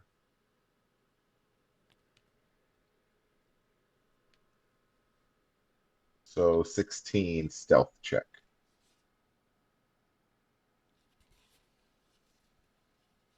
I'll just mark that on his character for now. All right. Exenham and Oh, hey, how's it going there? so you can see that He-Man charged ahead to go attack the undead pirates. There's some zombies coming out of the ship headed this way. What do you want to do? All right. What thing here is like the biggest, strongest thing? Well, the captain of the pirate ship seems to be. Can I attack him from where I am? He's a huge, massive undead. He's not real close. Let's see. How You're close? here. What distance is he away from me? 70 feet, 75. I can make it. Well, Pacific, I can't make it, but Guiding Bolt can. Okay. Gonna guiding bolt at an undead. Yes, Guiding Bolt never fails me. It literally has never failed me once. Not even once.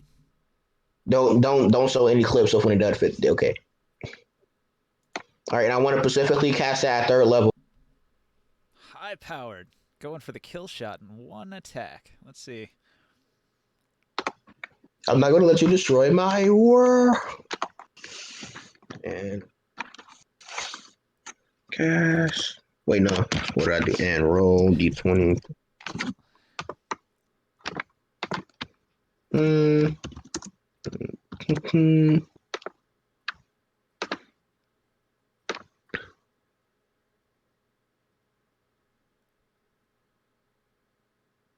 Hold on, give me a moment.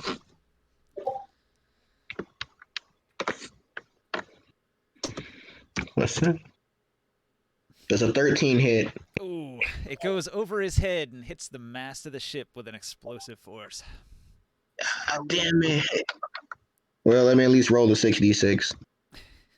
Let's see how much damage this boat takes. Ninja, can I get that image also on a figurine, please? Sure. 21 damage. All right, you blast the mast of the ship for extensive. Wait, does it fall on top of his head? Nah, it doesn't. Ah, damn it.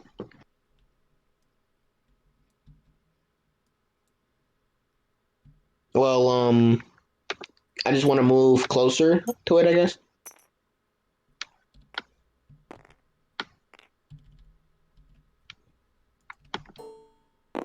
Matt Ninja?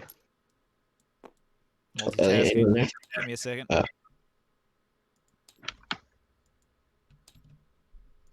many ships figurettes does this ship have? So once again, whenever I need to make a thing, I just copy something else. Oh, sorry. My apologies. It's easier than Was going that- into the menu, spawning a blank, and then putting an image on it if I just copy something else. I just heard a strange noise. It sounded like a pterodactyl.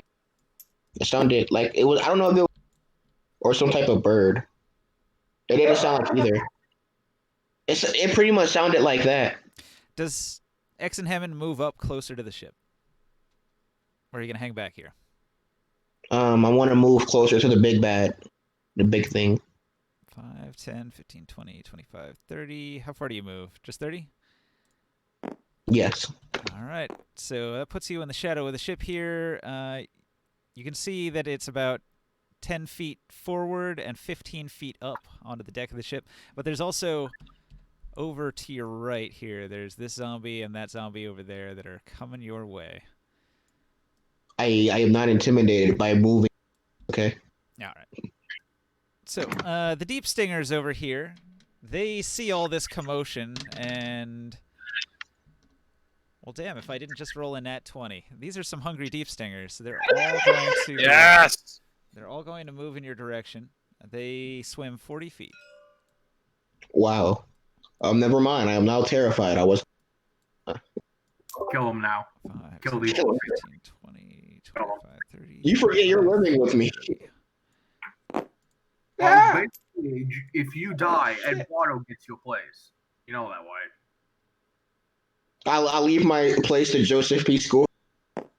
Too bad he doesn't know that. That's why I'll leave here, die, and then 'Cause if you don't come back in the next 5 days, he's going to claim it as his own. why specifically 5 days. All right. Go. So deep stingers, they have spines. It's a 15-foot reach. They don't actually need to get that close. Let's see. I could do one from here, and this one from here. So I'm going to do 2 spines against Zalder and 2 against Reekrill. So the first deep stinger lashes at Zalder, and I rolled a 10. They have +5. Does a 15 hit Zalder? No, I now have 17 AC. Oh, very nice. The other one tries to whip Zalder. I roll 8 +5. That's a miss. And then we've got 2 against Reekrill. 5 +5 is 10, and another 5 +5 is 10. So 2 more misses. The deep stingers seem to be craving flesh, and so they're lashing out with their paralytic tentacles. After the deep stingers, what does Scorebeak do? Kind of completely forgot about him. Should also probably change his name. Whatever. I'm going to say that he does a big fat load of nothing. Okay. The anchor man's gonna move. Let's see. Actually, can I change my mind? I want it to cast Spirit Guardians. No, wait. I changed my mind again. I don't want it to cast Spirit Guardians. No point. I'm too far away.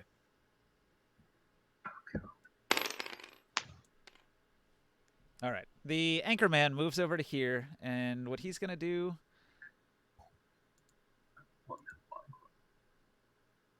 Heave ho! He-Man!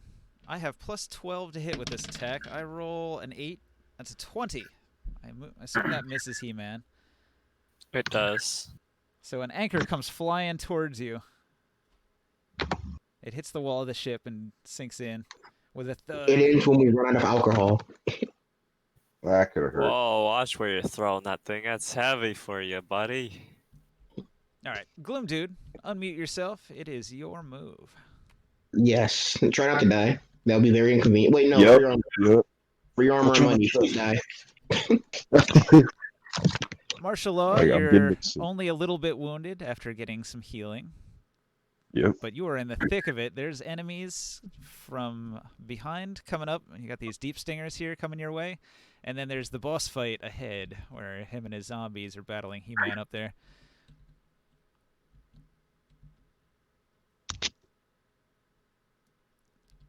So, I got the stingers. Don't worry about them. Gloom dude. where do you want to go? I mean, I'm pretty fine where I am right now since I really can't help anything. Do you have any spells? Uh,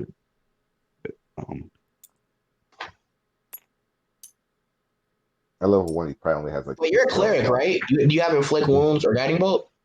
looking. I'm pretty sure these are undead, so they should do double damage to them if we. Yeah. Radiant damage does double.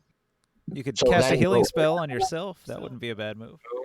You can also use one of your Flames abilities on the to heal. zombies up ahead would hurt them as well. Yeah, that's Radiant not damage does not deal double damage to undead. I don't know how to check my spells. It's spell book. I tried that. It didn't work. certain undead, like shadows, do get blasted by it. What Yeah, does it but work on these There we guys? go.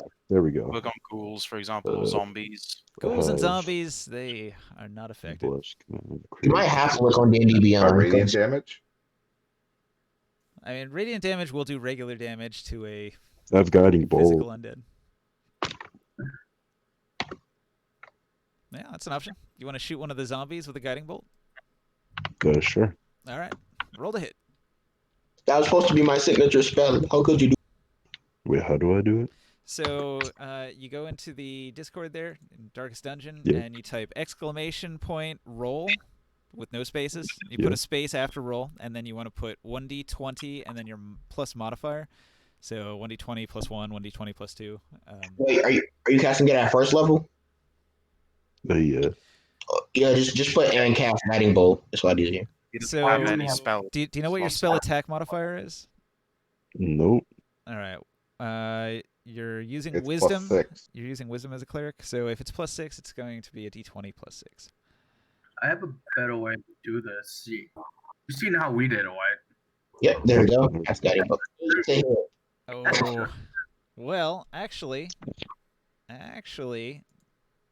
Drowned Thrall's armor class is 8. That hits. Hey. Hi. So you hit him for 14 damage and obliterate him. Haha. I clap underwater. Wait, can you clap under? Yeah. Yeah, I clap underwater if that's possible. Yes, the swoosh is in the water. Squish, squish, squish. Woohoo. Okay, when he dies, this basket next to him explodes, and this cot here is obliterated, and this crate here is knocked back. A big explosion. His body erupts like a whale that's been cooking on a beach for like a while, and all the gases build up inside of it, and then it just explodes. Ew. Okay, so you fired your shot. Do you want to move? You're in a pretty good position in the middle here, but you could move if you want. No, I don't want to move. All right, you stay put. You and Rikurul hanging out here in the middle. After martial law, the drowned crew is going to go. They better kill him. Mutiny! He shouts at He-Man. He-Man, roll a DC 19 Wisdom save. Oh boy. Oh shit. DC 19. Yep. Your favorite. Oh, 20. Awesome. Oh shit. If you Mutiny. What say you? I'm not even part of your crew. Are you stupid? I can't believe that didn't work. All right. Well, if that doesn't work, I'm going to Here, I think Ninja's just playing Can You Kill He-Man? Can he make He-Man kill you guys? That was what I was trying to Mini do. God. That is a spell to turn He-Man against the party and make him kill you. Wait, Oh, that didn't work? Okay, only It We're not failed. fighting the siren. What is this? It failed. So, I'm all for killing He-Man. I'm down. I only seen He-Man go down once, and it was in the worst situation possible. I'm also down for killing He-Man. I haven't You even know- gone down. I got close to dying, or close to going incapacitated, but I haven't been incapacitated yet. And in that fight, I didn't get hit once because I was on the other side of the bridge.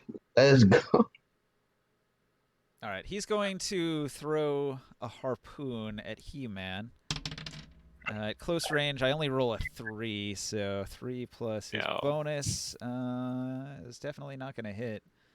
Even with a plus 13, that's not going to hit. All right. He's got multi-attack, so he can do that. And he can do mutiny.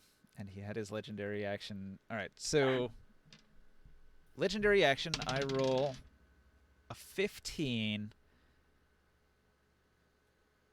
Let's see here. If I roll a 15 or better, a squiffy ghast appears from the hold. So I'm going to copy Wait, that. I have one question really quickly. What's up? Have y'all guys seen Peaky Blinders on Netflix? No, I haven't That's watched not it. a question. Hey, what'd you say, Matt God? He said it's not a question for some reason. That's a question that doesn't have any significance to this game. Yes, correct. Okay, a squiffy ghast appears at the behest of the captain. He says, "Get out here! The landlubbers are attacking!" Okay, so after that, the thralls are going to move. So this thrall climbs up the side of the ship and tries to grab He-Man by the ankles. I'm going to roll a grapple attempt. Let's see. While he's climbing up the ship, can I hit him with attack of opportunity since he's Sure. getting in my range? Since I'm huge. I'll Definitely. swipe him off the side of the ship.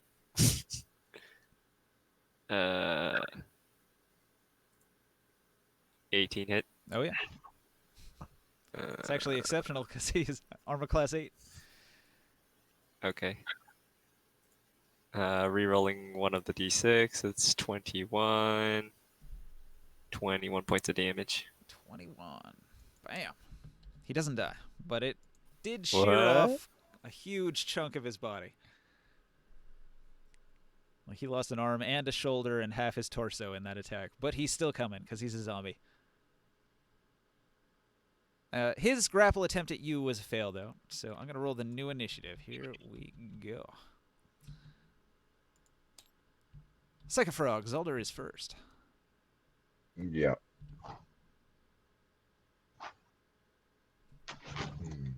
4 deep stingers in close proximity. They have 15-foot reach. 3 of them can hit you.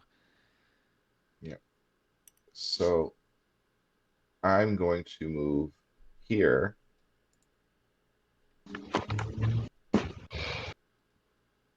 And cast Lightning Bolt. I need to make a 100-foot line.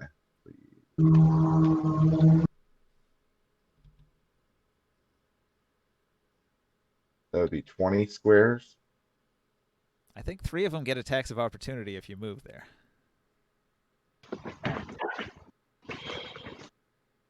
Do you still want to do it? Why would they have attacks of opportunity? Well, like I said, they have a 15-foot threat range, and when you leave their threat range, they get a free attack. Okay. Well, I was here, so I could use my teleport then. All right. So I'll do that. So 20, actually, I believe 20 feet actually gets me all the way to possibly some of these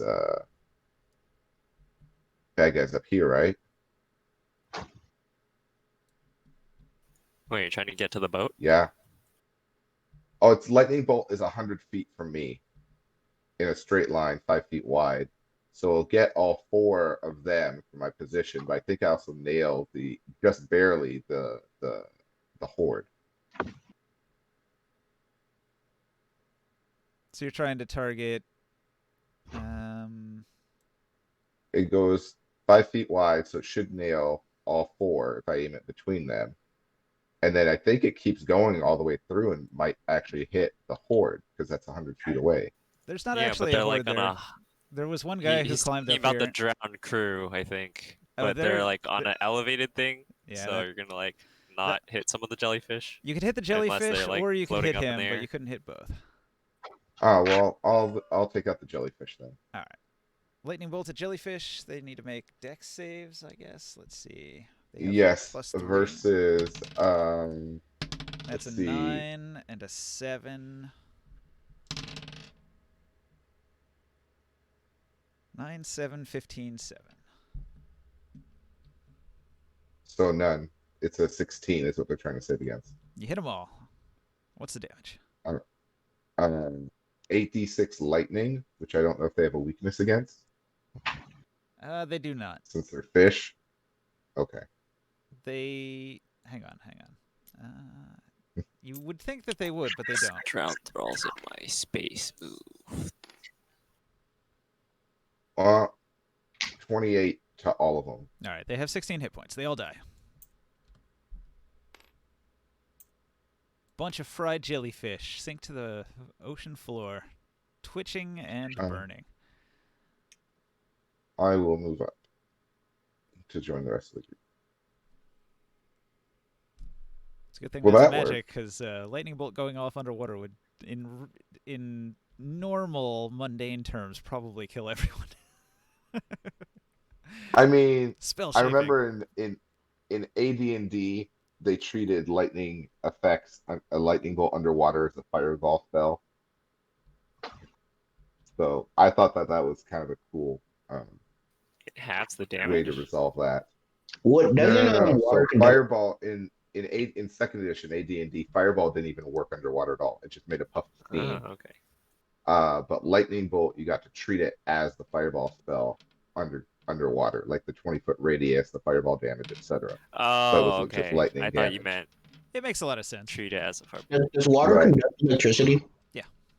It's one of the best conductors. But it also worked a little differently in AD&D in that lightning bolt didn't necessarily start from your palm. You could make it start a distance away from you Right. as well. So that let you target it without you putting yourself in the blast radius as well.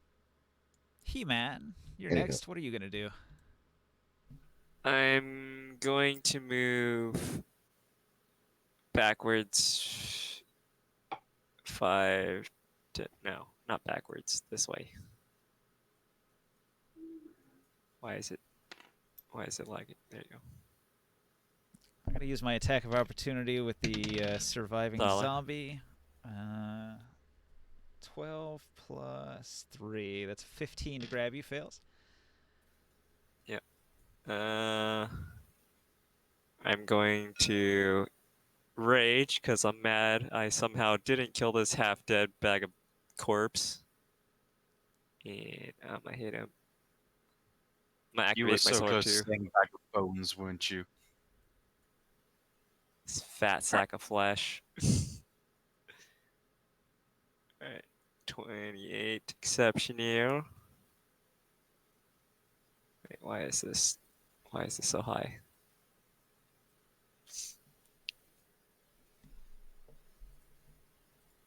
All right. So you hit the drown thrall. Obliteration. Did 31 points of damage. All right. Pieces of him go far and wide. Does the explosion hit the drowned crew and the squiffy gas? Nah, it doesn't really affect enemies. I was just moving props around to show that they explode.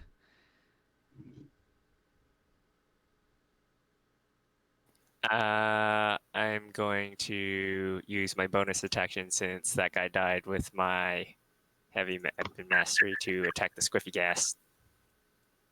Normally it ends at 12 or 1. 24 on the squiffy gas. Is that exceptional? His armor class is 15. You need a 25. Just barely. Okay. That is 26 points of damage. Okay. A heavy hit. He survives. and I use my extra attack to hit him again. Oh, that's a nat 1. Oh, Stress. Okay. Well, let me get my dice. This one and.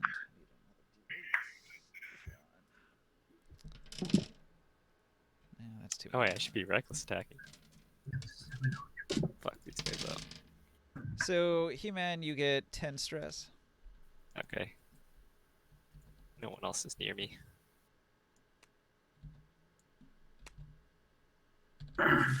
And you made a crit fail with a melee. Pulled muscle, you take 4 points of strength damage. Oh, fuck. That's a lot. Okay. Oh no. That's a bad critical fail. How long does that last? Until he takes a long rest. And the long rest only removes one of those 4 points. Oh, you've only got 16 strength score. No, he was up around 20 something, wasn't he? He's Yeah, at, it yeah, was he's at up to 20. 20. But removal of 4. He's got 16. That's 2 modifiers down. That's 6. by the way, have you been adding that D6 extra damage? Oh, I have not. One more d6 of damage. Okay, he takes an additional 6 points of damage. All right. That puts him at 32. Still alive. The belt will only put me at 15 because the damage goes on top of it. It doesn't just set it at 21. So, Scorbeak. Does he do anything? No. And then, Octodini. Octodini. He still needs to make it up there. He's not close enough yet, is he? 2, 3, 4, 5, 6. Since I didn't do an action, I guess I don't need to do another stealth check, correct? Sure. Yeah, you just stay stealth. How tall is the? 15 feet to the upper I deck. guess the. Okay. So once I move here, then it would be up onto the deck.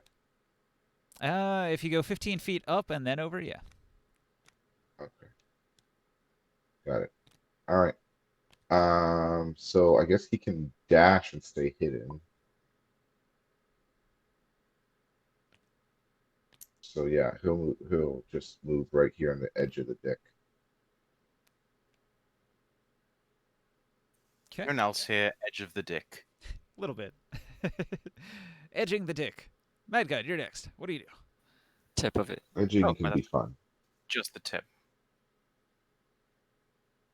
Well, I could try an attack, but what's the point of that, eh? Oh, hang on, wait. Are you in range to cast your spell? Did you want to do like the fire breath from there? You mean the I had to spiritual dash to get up there. Oh, that's right. All right, so on to Mad God. Okay. Anyway, bonus action. I'll do that first because it's an actual roll. Bonus action. I'm gonna move the spiritual weapon. Well, you can't. I don't think I can get to it. Hang on. Squeeze it in. There we go. Attack that squiffy ghast. He dances about to avoid the blade. An 18 will Eight. hit though. 15 damage. All right. I really should. I'm gonna just add the modifier. Fuck it.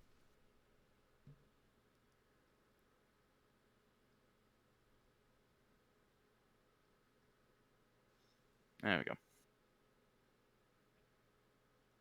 Okay, so that's So you take- what, your bonus action to control the sword? That's my bonus action. I can move it and attack with it. As my main action, I'm going to move further down. I'm 30 feet up. I'm going to move 15 feet down, and I'm going to raise my hand in martial law's general direction. And with a roll of my eyes and a sigh in my mouth, I cast my fucking divine comfort. He's healed 8 points of damage. Oh boy, keeping the new player alive. It's what I do as assigned buffer and healer. So I guess. Oh, he's not here. Did he drop out of the Discord? what happened? Oh yeah, he's not here. I don't know. Well, that puts him down at only 1 damage, I guess. He was at -9, so now he's at -1. We lost a man.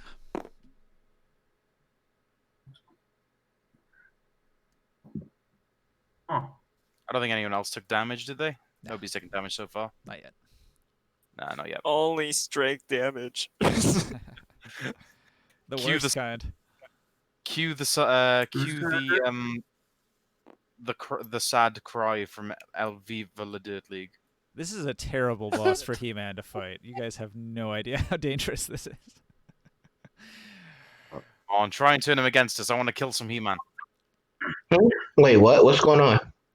Well, he has this ability called Mutiny, where he makes you fight your allies. And if He-Man turns on the group, it's gonna be deadly. I'm perfectly Can he down do with that how more often than can he once? cock Is that that? not just like a legendary action thing that he expends? It's a spell attack he can do every turn. Wait, I have a question. What? What if he saves to kill He-Man before he turns against us? Like, we just all kill him before. Everyone's like, I'm helping, and they shoot He-Man in the back with everything they got. When does this last? look, as long Like as the you me- do damage, we'll be happy to let you go unconscious for the next 5 rounds. Okay, so bonus action, movement. What else you got? Well, that changes my battle plan now. Not gonna kill the ads.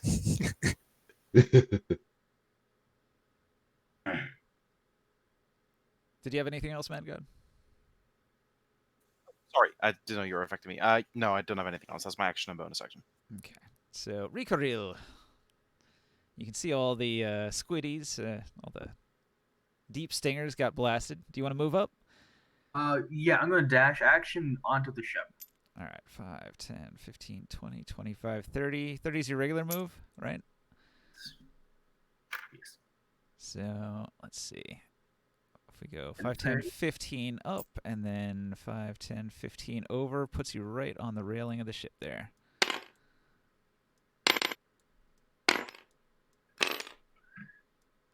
Okay.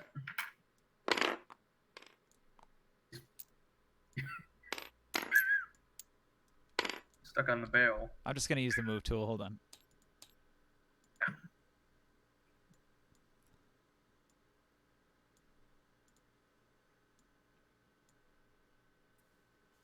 You'd need to spell magic in order to break enchantment. My lesser restoration wouldn't work.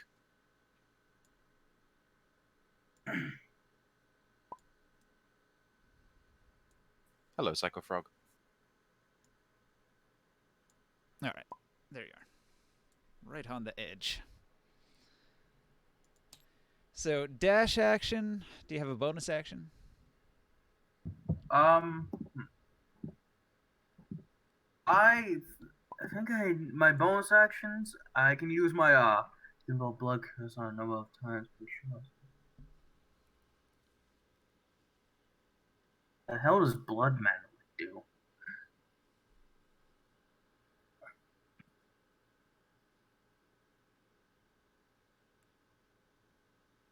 That's 2 and down. I'm not gonna do it.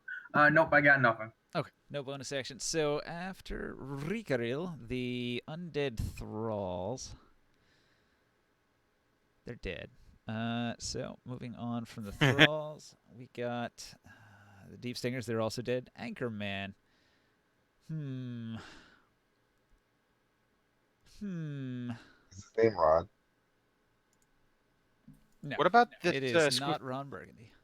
What about this Squiffy Ghast? Where's that on the initiative? Like crew? Ah, you know what? They're I'd not. have thought Drowned Crew was the Horde thing up here.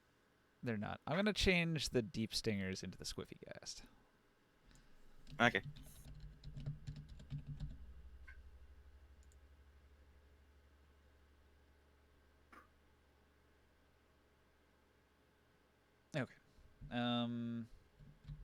Yeah, since they weren't on the initiative, they actually got skipped. I'm going to do them last. I'm going to do them with the Drowned Crew. Okay, Anchorman has to choose a target. He chooses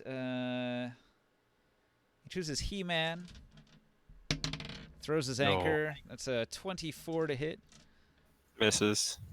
But one. Jesus Christ. All right. After Anchorman, Exon Hammond. Okay. Last time I did this, it didn't work.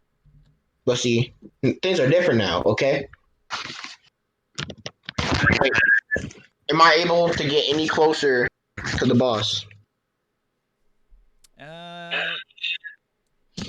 If you dash, you could get up onto the deck. Wait, how far away am I? You're 15 feet down on ground floor, but you're also 20 feet away from the deck. So you'd have to go 20 feet over and 15 feet up, which is like 35 feet. Can I go 30 feet? But not the extra 5. All right, let's see. 5, 10, 15, 20, 25, 30. You're going to be over here somewhere. You're not quite on the ship. You're like on the outside edge. It's not represented well, but you're technically in this square if I can point at that one. But it's hard to visualize, so. All right. So, I'm going to cast Guiding Bolt again. So from the deck of the ship, you can see the Squiffy Gas, the Anchorman, and the Drowned Crew. Do you want to aim at the boss? Yes. All right. Fire. 21. 21 hits. Uh, 23. Damn, that's a heavy hit. That puts him at 37 damage. All right. The Drowned Crew recoils from the blinding flash. These creatures undead. Yeah, they're undead. You just wanted to know their type. They're Wait, they're undead? Ooh. unholy and undead. Well, I'm a grave cleric now, right?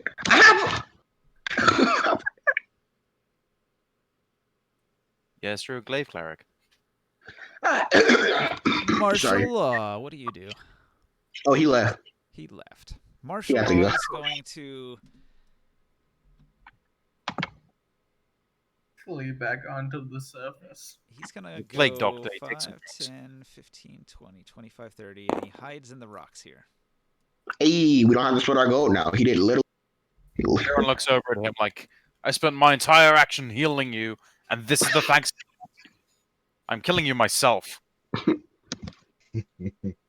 it's underwater, so it comes out. I'll say from where I am. Think about it. If the less he does, the less you have to pay him.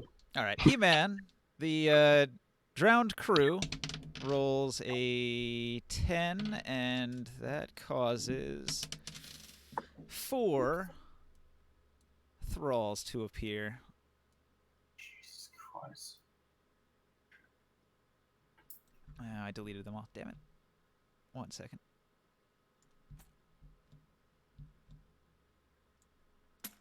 Let me find a new one here. Drowned Thrall.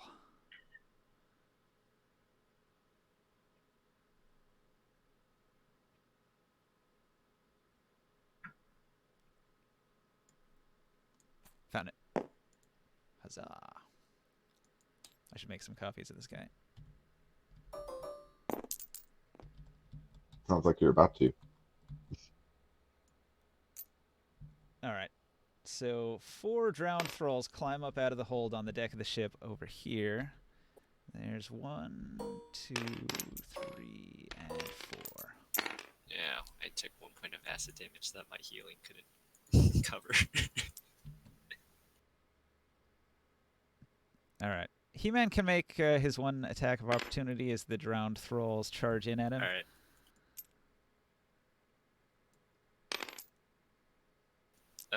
Does 11 hit? Yeah. Yep. Okay. That does 25 damage. Plus d6. 26. 26 damage. All right. So a bunch of zombies come up out of the floor, pushing aside planks and climbing up out of cargo holds and whatnot, and they all just swarm in around He-Man, trying to put a stop to his activities. So in addition to that, he's also going to throw a harpoon at He-Man. He has a 27 to hit. That does hit. All right. The harpoon hits He-Man for 3d6 plus 5. That does 10, 11, 12, 13, 14 damage. 14 piercing damage, reduced to 7. In addition to that, he is going to raise a drink. Drink with the dead. All enemies take 1d4 damage. Everybody takes 3 damage, and all enemies take 10 stress. Wait, that's applied to us as well? Everyone. All of you guys get 3 damage and 3 stress. What kind of damage is this? Does it get Or no, reduced? 3 damage and 10 stress, I said. Yeah, that's right. 2 damage, 10 stress. 3 damage, 10 stress. If he does that like 100 more times, I might get rapturous.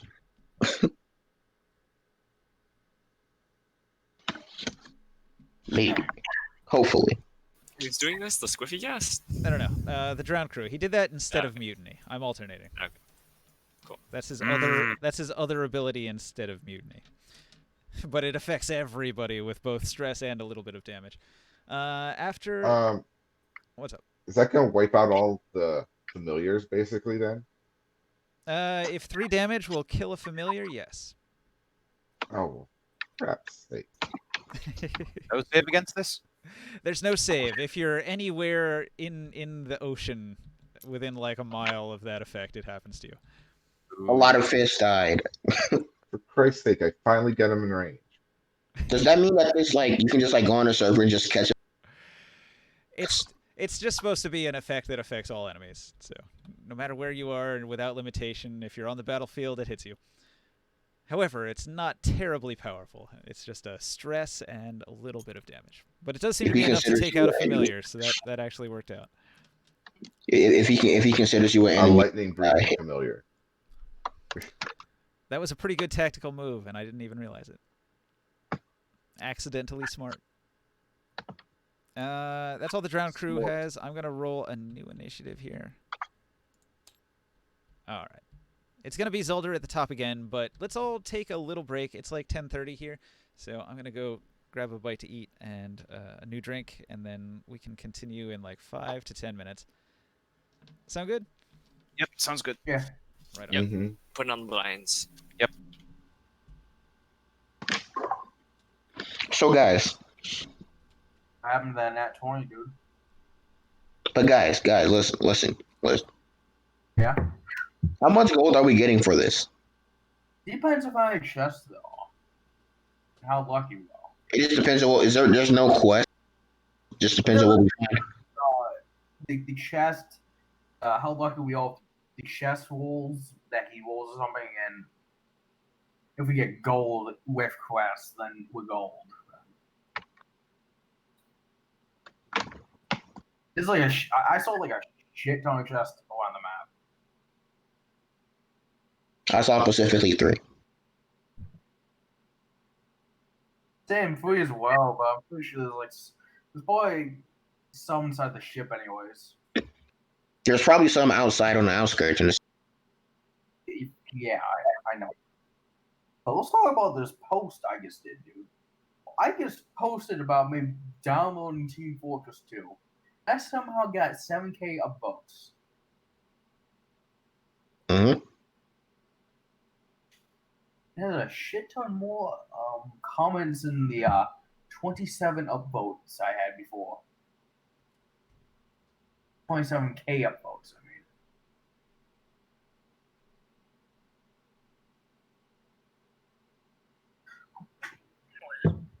Let me see.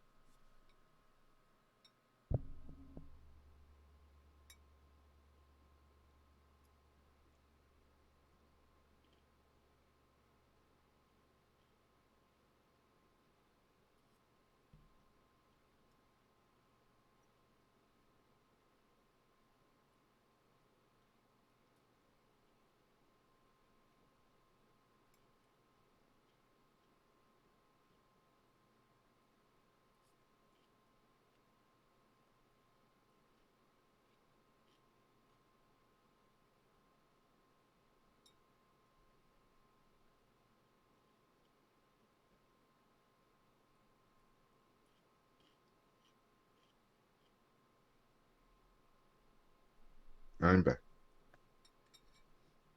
Welcome back.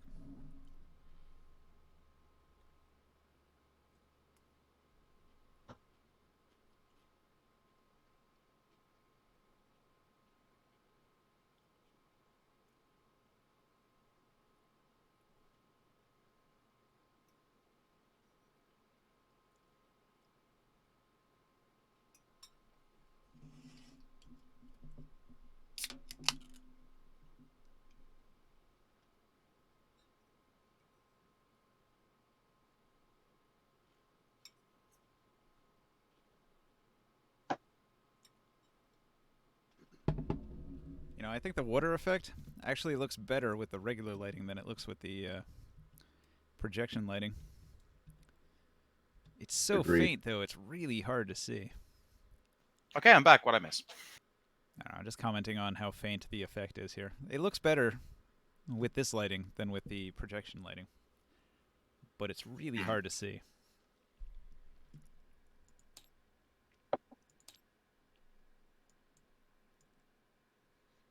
Let's see, that's with no light intensity. This is with maximum light intensity. My eyes! Ow. Ah! There's like no sweet spot that That's makes better. it That's more better. visible. So that super brightness, that's what it looks like when I step out into the sun in the summer, Yeah. and it hits my incredibly pasty flesh. Yeah, bright light is totally blinding to me. I can't stand it. I'm a nocturnal animal. Hmm. That's why. Well, I don't think I really need to speak to defend myself, considering that right now it's about 3:30 in the morning. From age about 18 to 30, I was nocturnal, and then I got a regular 9 to 5 job, and then I got kids. So that time in my life has sailed. Yeah, at least until your kids turn into teenagers that do the same thing. Yeah, but my 9 to 5 will be there till I max out at 57. What was Or that they would stream make of nocturnal school for kids. What was that scream of death I heard? I was just in my hallway and I walked and I just hear ah. It was the murder. Ninja was playing around with the light settings. How does that explain? Wow, it was searing light. Ninja was messing with the lights again. It's painful on the eyes. Yo, man, I'm thinking about getting Among Us on Ah! One of those. I can just imagine someone aims a flashlight.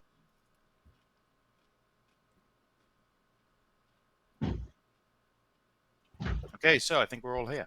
Zolder's first. What do you do?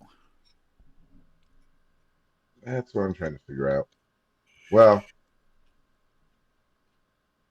let me move. Let's see. I need to move up 15 feet to be on the level with these guys. Correct? Yep. And I'm trying to remember how in the world to change my elevation. Live tight, top right corner. Well, not all the way in the right, but like near the menu button and the degrees. Let's get the little dude with the barbell lifted above his head. So you can pick people up just by picking them up, and then you can press the R button and they'll go even higher than that. And then you can use L to lock them in place. But be real careful you're not unlocking other things.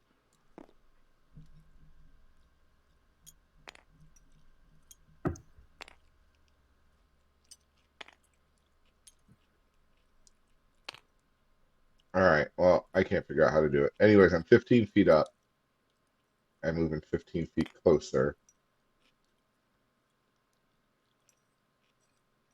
In the top And square or the bottom square?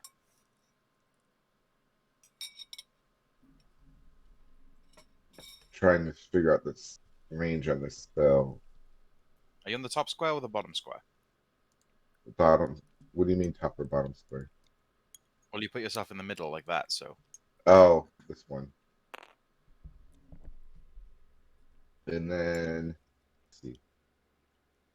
I can teleport 10 feet.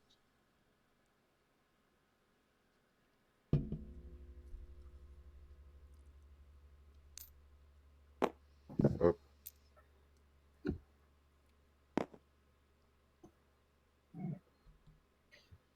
So, trying to see, am I within 30 feet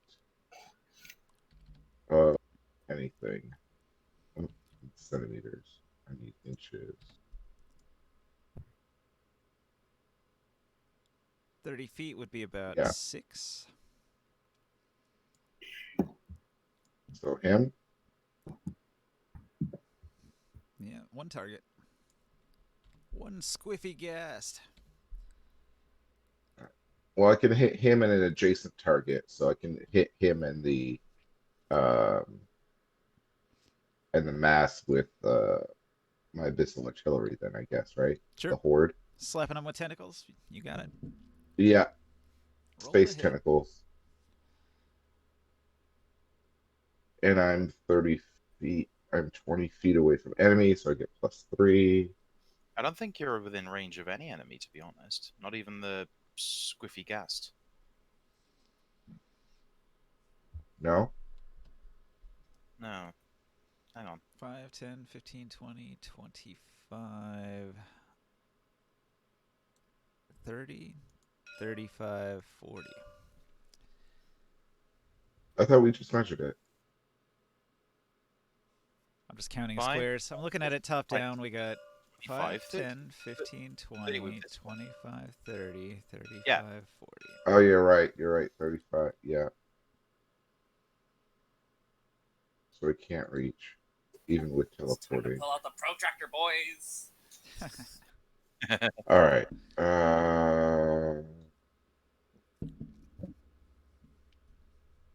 Hold on. Sorry. You have a longer range spell. You could use your half damage fireball.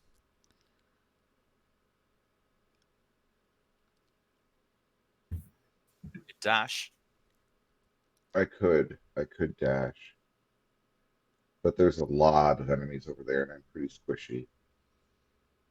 All right, I'm gonna use. Let's either.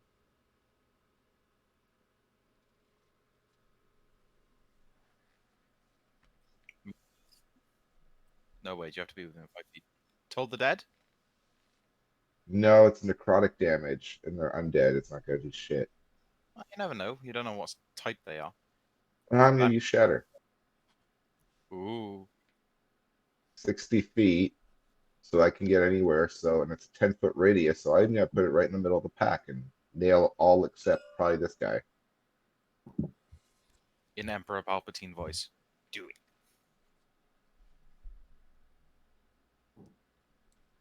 So what do we need? So it's a Dex 10-foot saves. rate. What's your DC? 10-foot radius. 16. Where's the center point? You said it's hitting Uh, everybody except by- him? Like in here Probably somewhere? right there. I figure right there, yeah. I'll shape it so it doesn't hit He-Man, since it's evocation spell.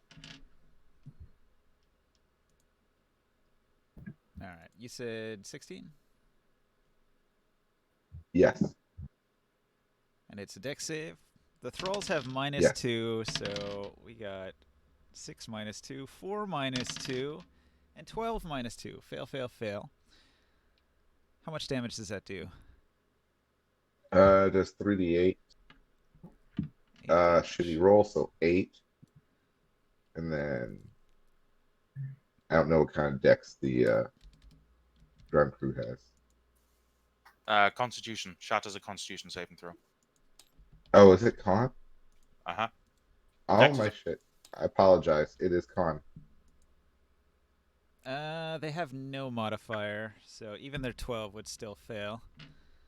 So I applied 8 damage to each of the thralls. Then we got a drowned anchor man. He's got +3. He makes... Or no, wait. He doesn't have +3.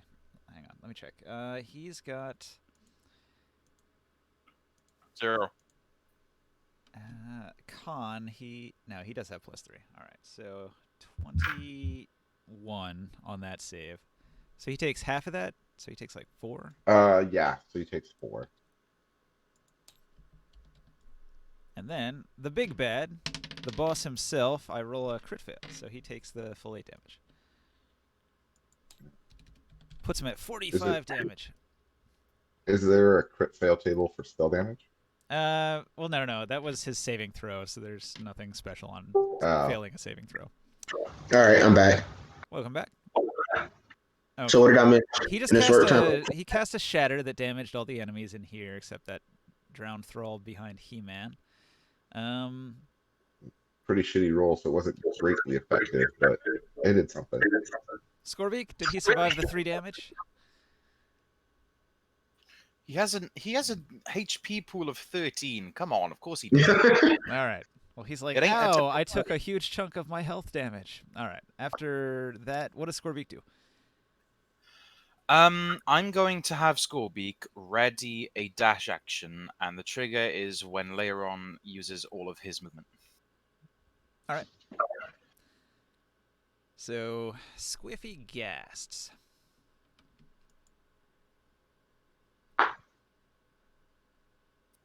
Actually, hang on. Can I do it from here? Hang on.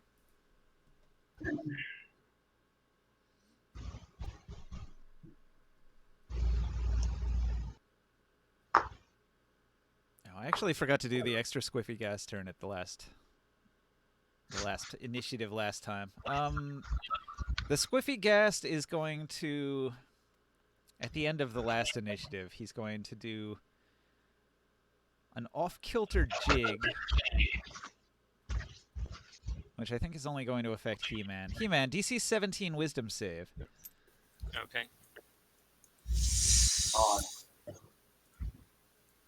20. Okay. Lucky sod. So the Squiffy Ghast at the end of last music turn, better than you. he did a jig, but it didn't do anything. So then now this turn, we're back on Squiffy Ghast's turn. So Squiffy Ghast at the bottom here is going to go 5, 10, 15, 20, 25, 30.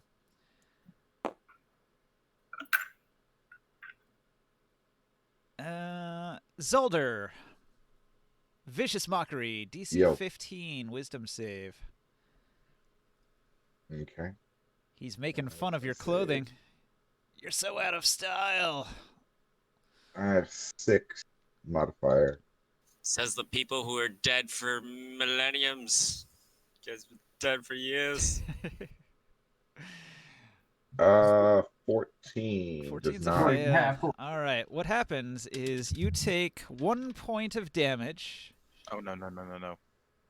and then you will have disadvantage on your next attack roll that you make before the My end of next- your next turn. What was this? Sorry? What Okay, spell? so The spell Vicious Mockery. Oh, that. Okay. And then the other Squiffy Ghast that's on the deck of the ship in front of He-Man is going to hit He-Man with Hideous Laughter. DC 15 Wisdom save, or you fall prone having a fit of laughter. DC what now? DC 15. Wisdom? Wisdom save. Hideous Laughter. Ooh, no, 10. wait. No. I fall prone. All right. He-Man's prone. He's having a fit of laughter. You become incapacitated, unable to stand up for the duration.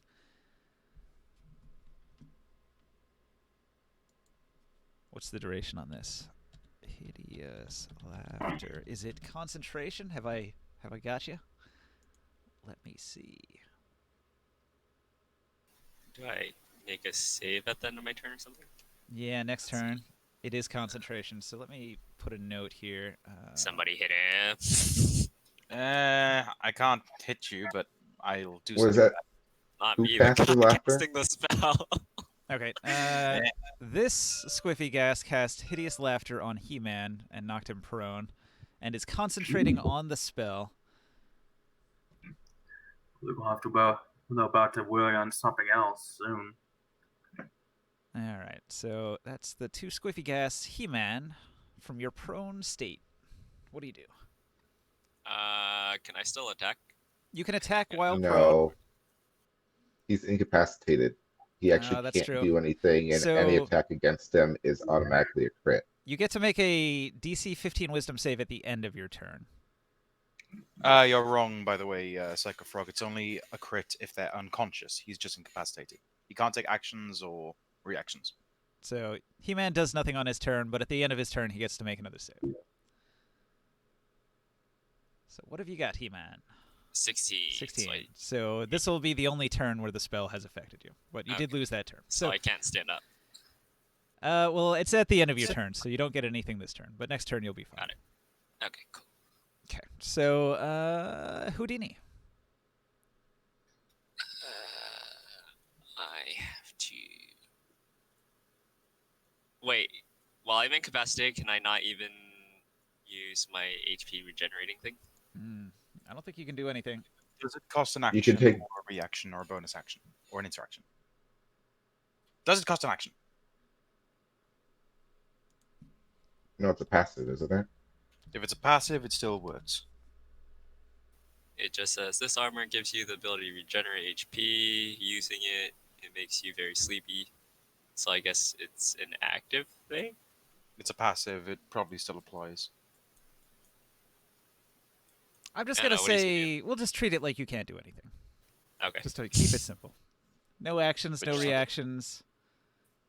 I Yeah, guess but still- technically, if you had a bonus action, you could do a bonus action. Bonus action counts as an action.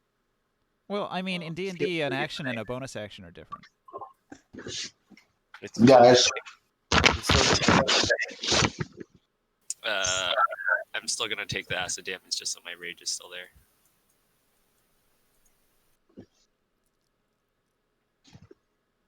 guys. What's up? So I've been thinking about making a new character again. Another what, one? your third one? Yes. Yeah, nobody's gonna stop you. Really? Yeah, you can make any True characters you want. Darkest Dungeon fashion, where Well, new if he ends people up- come in every week. If he ends up creating like an entire menagerie until eventually the entire town is nothing but his non-playing characters, I'm gonna have a few qualms about that. That's a great plan, actually. I can introduce my 5 new characters. There's Leiron's Bitch, Leiron's Bitch 2, Leiron's Bitch 3, and their only jobs in life are to give me money. Except all of them are secretly NPCs that are robbing you in the background. Nope. That's actually a genius idea. Just keep making new characters until I have a whole army of new. Well, the only thing I'll say is that any character you're not controlling directly, I control at least partially. What if I make all new characters and I hire all of them and make a horde? Therefore, Just play a horde. That would be a silly game. just 20 people all cascading both at the same time. That'd be a very powerful horde. All right. So yeah, if the attackers attack He-Man, they do have advantage, but it's not an automatic crit. So Okay, where I had were that we? wrong. Houdini, did he die? Houdini exploded because he had exactly 3 hit points. Sad. So X and there's Hammond's- tentacles slowly dissolving in the water. Yes. The life of a frog is hard. Wait, what'd you say, Ninja? X and Hammond, it's your move. What do you do? Okay, first I'd like to draw 1 card and then summon Dark Magician. But in D&D, what would you do? Oh. He- I would he do had the just same make a thing, only save. this time I would like to Blue-eyes cast gold Guiding Bolt. dragon. Can I move 80? Can I get closer to the boss? Uh, Like point blank. Like within 5 feet, I'd say. To be more precise, exactly 5 feet, actually.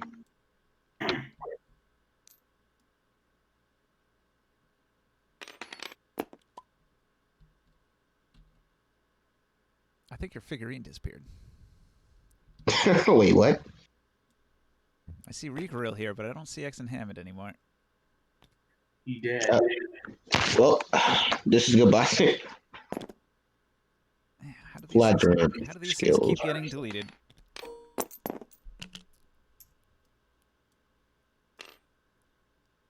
Did you succeed on your save, He-Man? He did. Yes. Wait, which one is my dark? Which one of my dark? Oh yeah, I made punished here for. Still prone though, because I wasn't allowed to move on my turn. Right. So you're not under the effects of hideous laughter anymore. Correct. He is there. All right. Okay. He's reappeared from whatever portal dimension he disappeared into. So you want to run towards the boss, right? Let's see. Yes, I want to get into attack range, like melee weapon attack range. 25, 30. 30 would get you here.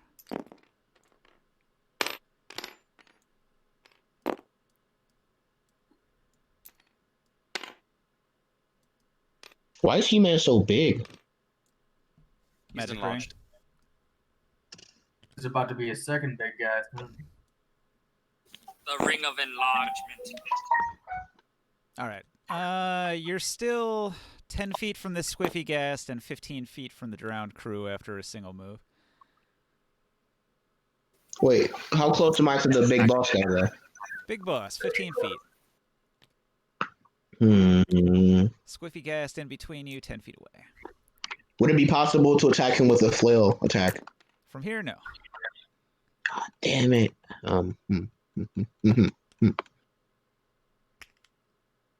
Alright.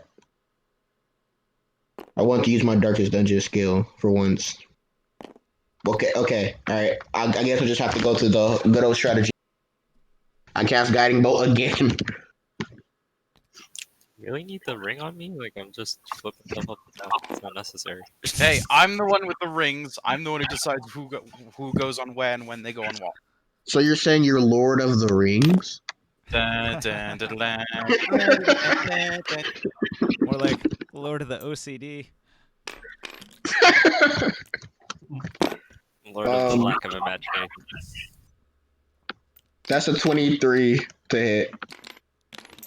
I joined this like D&D group where they talk about like DM stuff, DMing things, and they got to talking about the theater of the imagination, and I was like, I would love to use theater of the imagination, except I have a player who doesn't have one.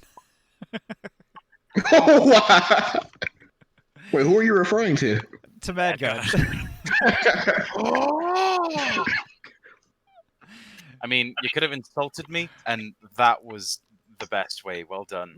I mean, I'm not trying to be insulting when I say it. It's just like things have to be visually represented for you. Otherwise, you're like, I literally What just is forget. this? That's the only reason I have these rings. That's why my character was upside down, and you're still like, nah, needs the ring. I just fucking Actually- begin now. Why are you still complaining? It's a +8 to hit, not a +7. All right. it's just a funny thing. We're not trying to tease you too much about it. It's just a funny thing that I had to point out. Another 6d6. I'm gonna kill this boss.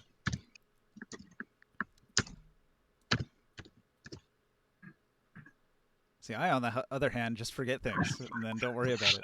Ooh, big number. Big number. 24 damage.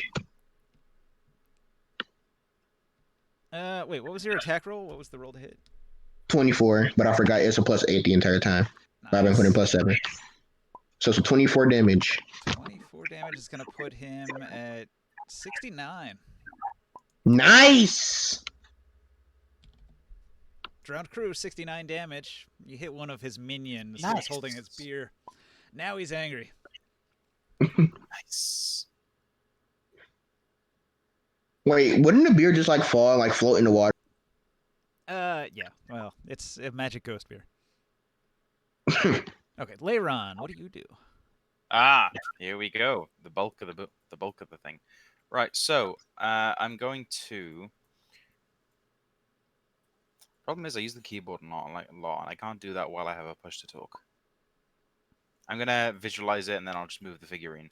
I'm gonna move my figurine closer to the boat, and then that's once I've used up all my movement. I'm going to send my familiar over, and that should.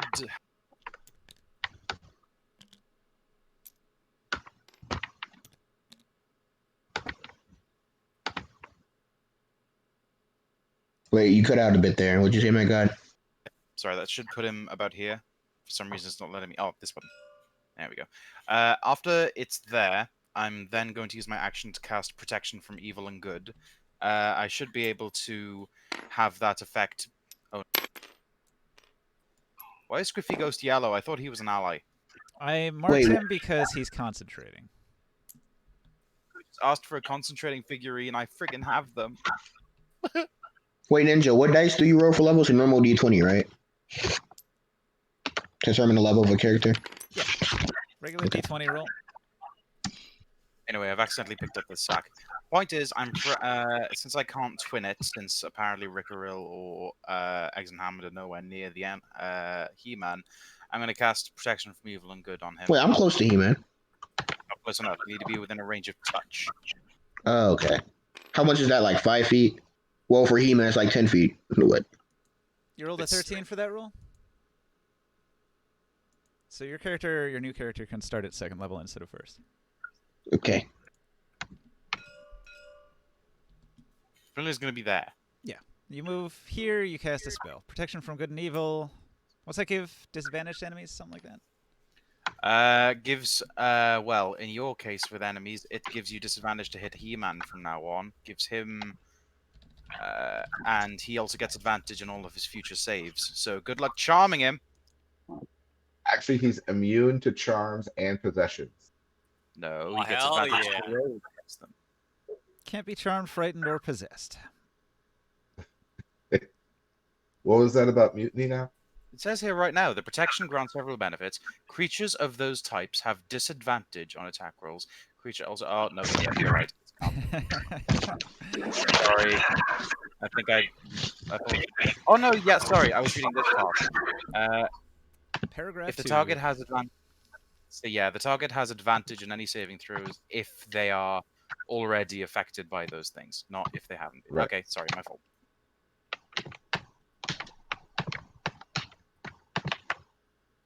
Yeah, so it's even useful to cast on somebody who's already been possessed, I guess is what that last bit is for.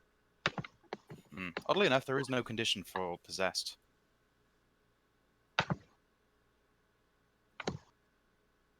I don't think it's a standard condition. I think it's something certain like demonic and like ethereal, like ghost creatures can just do.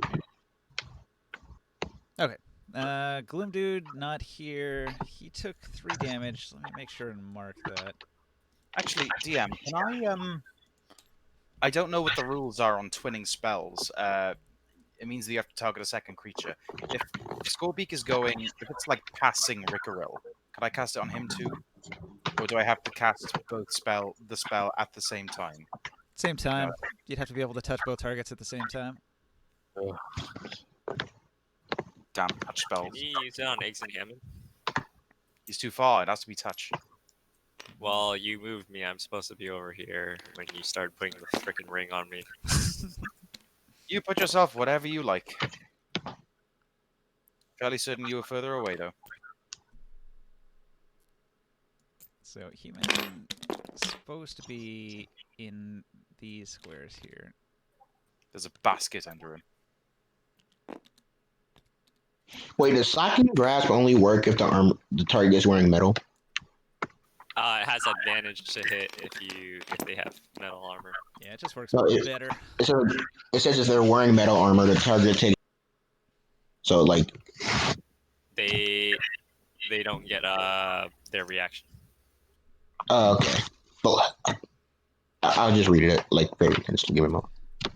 So technically, if the Eyeless Watcher stands in between here, then yeah, you could twin it.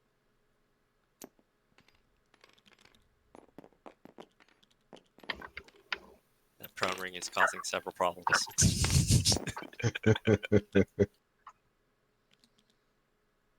You got the wibble wobbles. There you I go. would like to take this opportunity to blame the giant fucking pole that's in the middle of the damn square you're meant to be occupying. You mean the I only mast need and a all couple ships need drinks to have to... the wibble wobbles. If you don't have a mast, your ship doesn't go anywhere, so it's kind of important. Anyway, if that's the case, then I can an Eggs and He-Man both have it. Okay, twin spell. Bada bing. Martial law goes, oh, it hurts. I took damage. What hit me? I took damage. I drank. A ghostly bottle of bourbon appears in his hand, and he drinks it. And it burns his throat, and he takes those 3 points of damage, and he goes, oh, what did I do? Why did I drink that? I'm so drunk now. And then he wanders over here, and he starts molesting this crab. He picks up the crab over his head, and he slam dunks... slam dunks the crab, and then he jumps up and down on it and says, "I am the champion of crabs."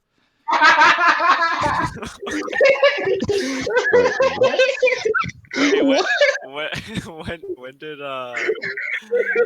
he leave? He left a while ago. He Was that molested when we were taking our break? Before that, even I think It was after Oh, I Yeah, healed. he messaged me and he said he had to go. it's all right. So after martial I law, wasn't expecting that. after Just martial law, so body slams a crab. Rikareel. Alright. I'm gonna move over 30 feet next to He-Man and transform into a werewolf.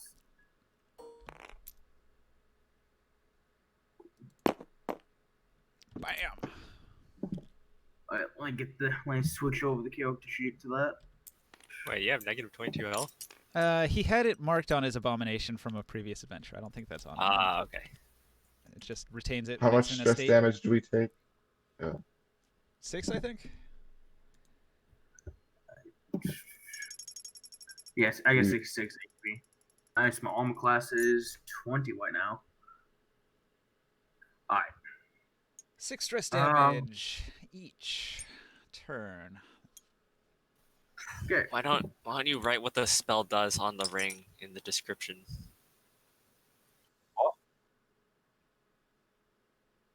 On the attack. protection of good and evil ring, you can write in the description of the ring and then say what the spell does instead of saying Because- see the protection of good and evil I spell. didn't make these rings, you know. Oh, okay. Oh, hang on. So he takes 6 damage, 6 stress damage every turn, but anybody who sees the transformation actually takes a regular stress roll, which is 7. So 7 stress if you see him transform. Wait, did I see it?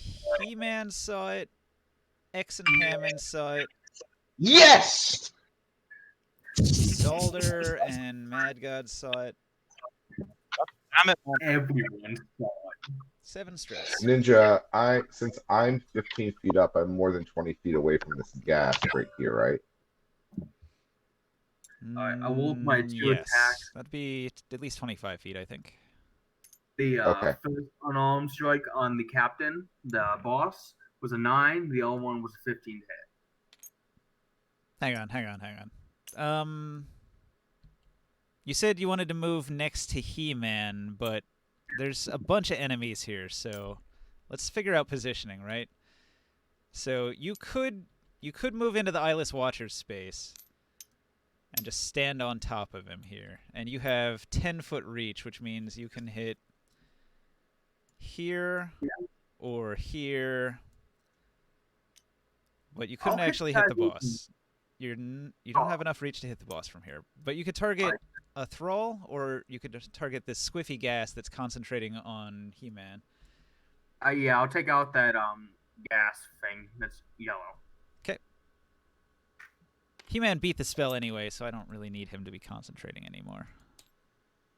So a 9 to hit for the first attack and a 15 to hit on the second attack.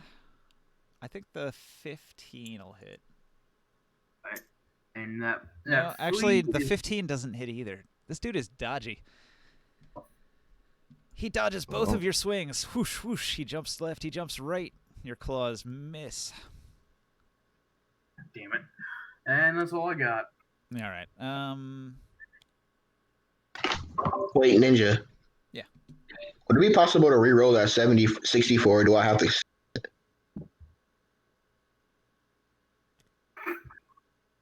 Your audio's cutting out a Wait. little bit. Reroll what? Oh, the 64, or do I have to say with it out of 3? I'm not sure what you're rolling. Oh, stats. Wait, why is it Eggs and Hammond's turn? No, he's just talking about stats on the new character he's rolling. No, why is the Abomination going? Why is Eggs and Hammond going? I'm not an abomination. Wait, who's the Rikareel. It's Rikareel's turn. Rick real. when did Houdini take his turn and Eggs and Hammond take their turn? I didn't even get my turn. Houdini went a long time ago. X and Hammond went a long time ago. Leiron took his turn. Marshall Mathers did that stuff over here where he was fighting the crab. You guys should skip me. We did skip you because you were under the effect of a spell, remember? incapacitated. No, that was last turn, wasn't it? No. And I rolled at the No, end of the that's this turn turn. and save. That's this turn. This We're, turn you this made your turn's save. just lasting forever. Oh, okay. It's almost over. Rikuril is trying to make his attack roll. He missed. The Thralls are all going to try to grab He-Man. All right, so they Wait. would Understand, have. though. You don't But he understand made what? his Sorry, do I have to keep? Go ahead. he made his save after the Squiffy Ghost hit him, didn't he? When did he make his save? He made a save when his turn came up. At the end of his turn. Right. Oh, okay. Okay, I get it. Never mind. All right, so they would have advantage because you're prone, but they would lose advantage because of the protection. So I think it's just a regular attack roll for the Thralls to attack He-Man now. You're welcome. So Right. Thrall, regular roll. That's a 9. Wait, so Ninja. Yeah. Do I have to keep the 64 out of the 3, or can I reroll? You can do 3. You can do best of 3. So Okay. do it 3 times and keep whichever of the 3 you want. Alright. The other one, ooh, that's a crit fail. Shit. Bum.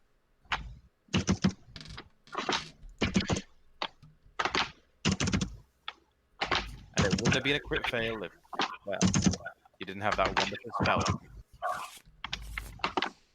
I told you it was sharp. You take a d6 points of bleed. Ouch. He injured himself for 1 damage.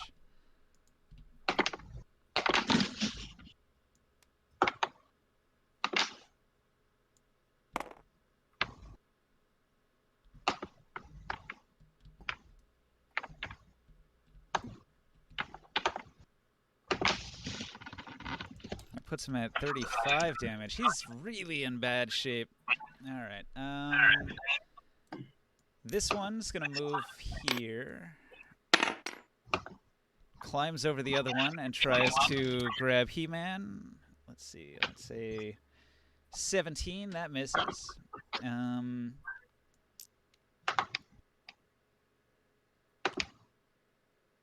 This one will circle around, I guess. He only makes it. Well, I guess he's gonna dash and he's gonna make it.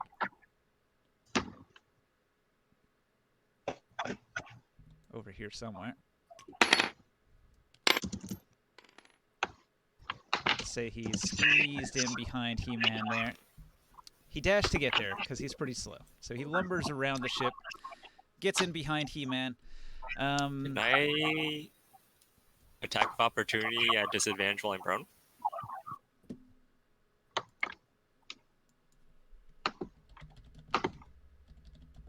I don't know.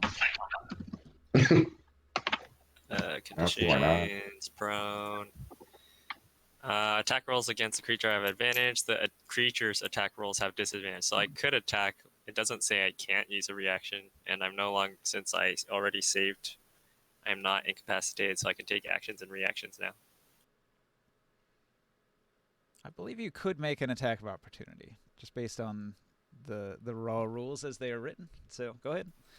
Cool. You do get the disadvantage for being prone, but that's probably not a problem. Considering the armor class 8 these things have.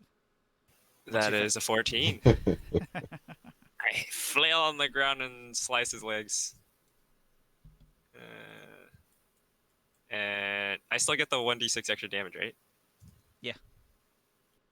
Okay. That is 29 plus 2 from rage, 31. 31, pick a target. What's it? This guy that was moving around? Yeah. He dies. Explosively, his guts go all over your face and all over the deck of the ship and all over the nearby zombies. Gross. Wait, He-Man killed the boss? Nah, he killed one No, of these one of drowned fat thralls. balloon guys. All right, so that was the thralls. The anchor man is going Yeah. to... What's up? I'm very sorry. I just want to cut in quickly. I didn't use my bonus action last turn. Can I use it to quickly attack the Squiffy Ghast? Sure. Because I should have done it. I just forgot. Thank you. Do.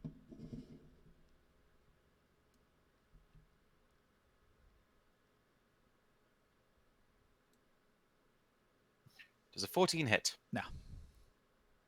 Damn it. Swing and a miss. All right. Okay, sorry. All right. I'm going to target Rikaril with the anchor. Plus 12 to hit. I roll a 17. That's a 29 to hit. You just got anchored. Oh, yeah, definitely hits. Okay. Did he roll with a disadvantage? Oh no, wait. Sorry, never mind. Never mind. Wrong person. How much damage? All right. So you got hit by a grappling hook. Sort of. Oh. It's the anchor. It's the cursed anchor. So it is now in your possession. You become immobilized.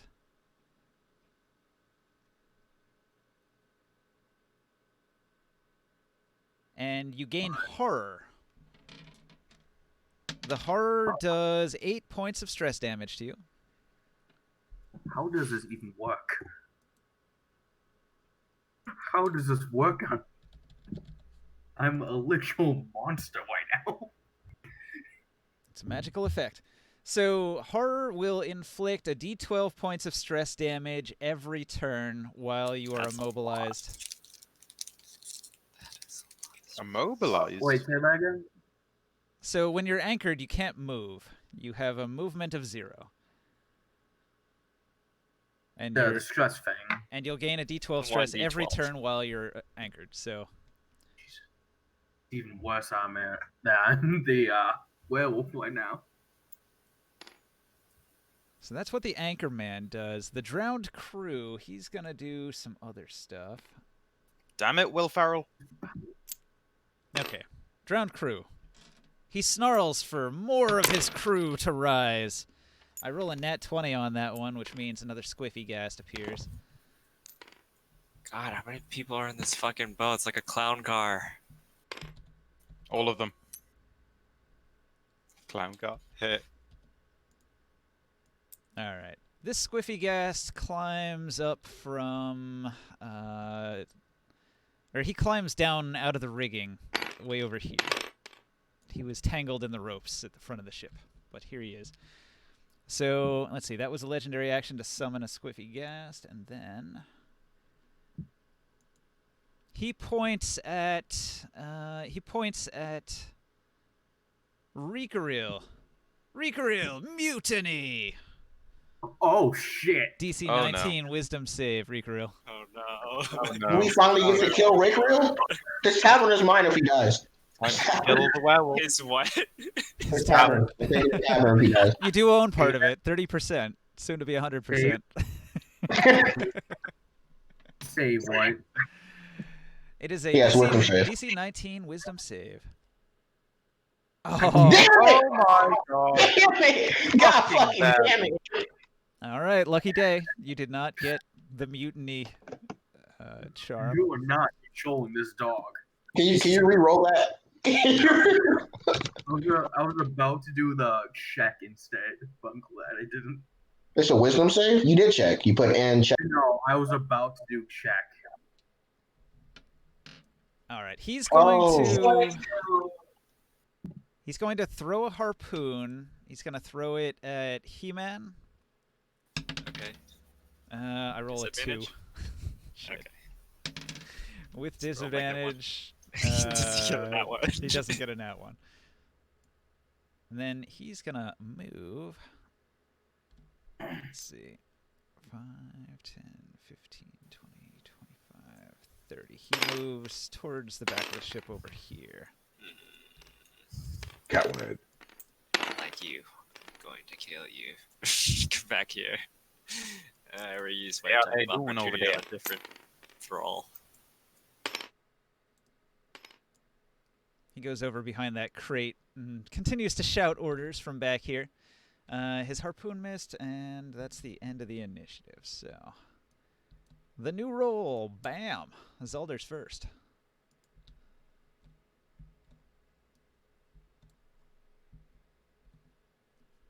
So, Psychofrog. Yes. Got the enemy on the run. He's retreating. He's calling in reinforcements. Why can't I seem to grab my icon? Your It's locked. token is locked, so you have to press L to unlock it. Oh. And he fell. That'll happen. Just be exceptionally careful when you're pressing L. And don't move your mouse when you do it, because if you press L and it lags and you move your mouse, it'll unlock something else where your mouse ends up rather than where it started. So that's my movement here.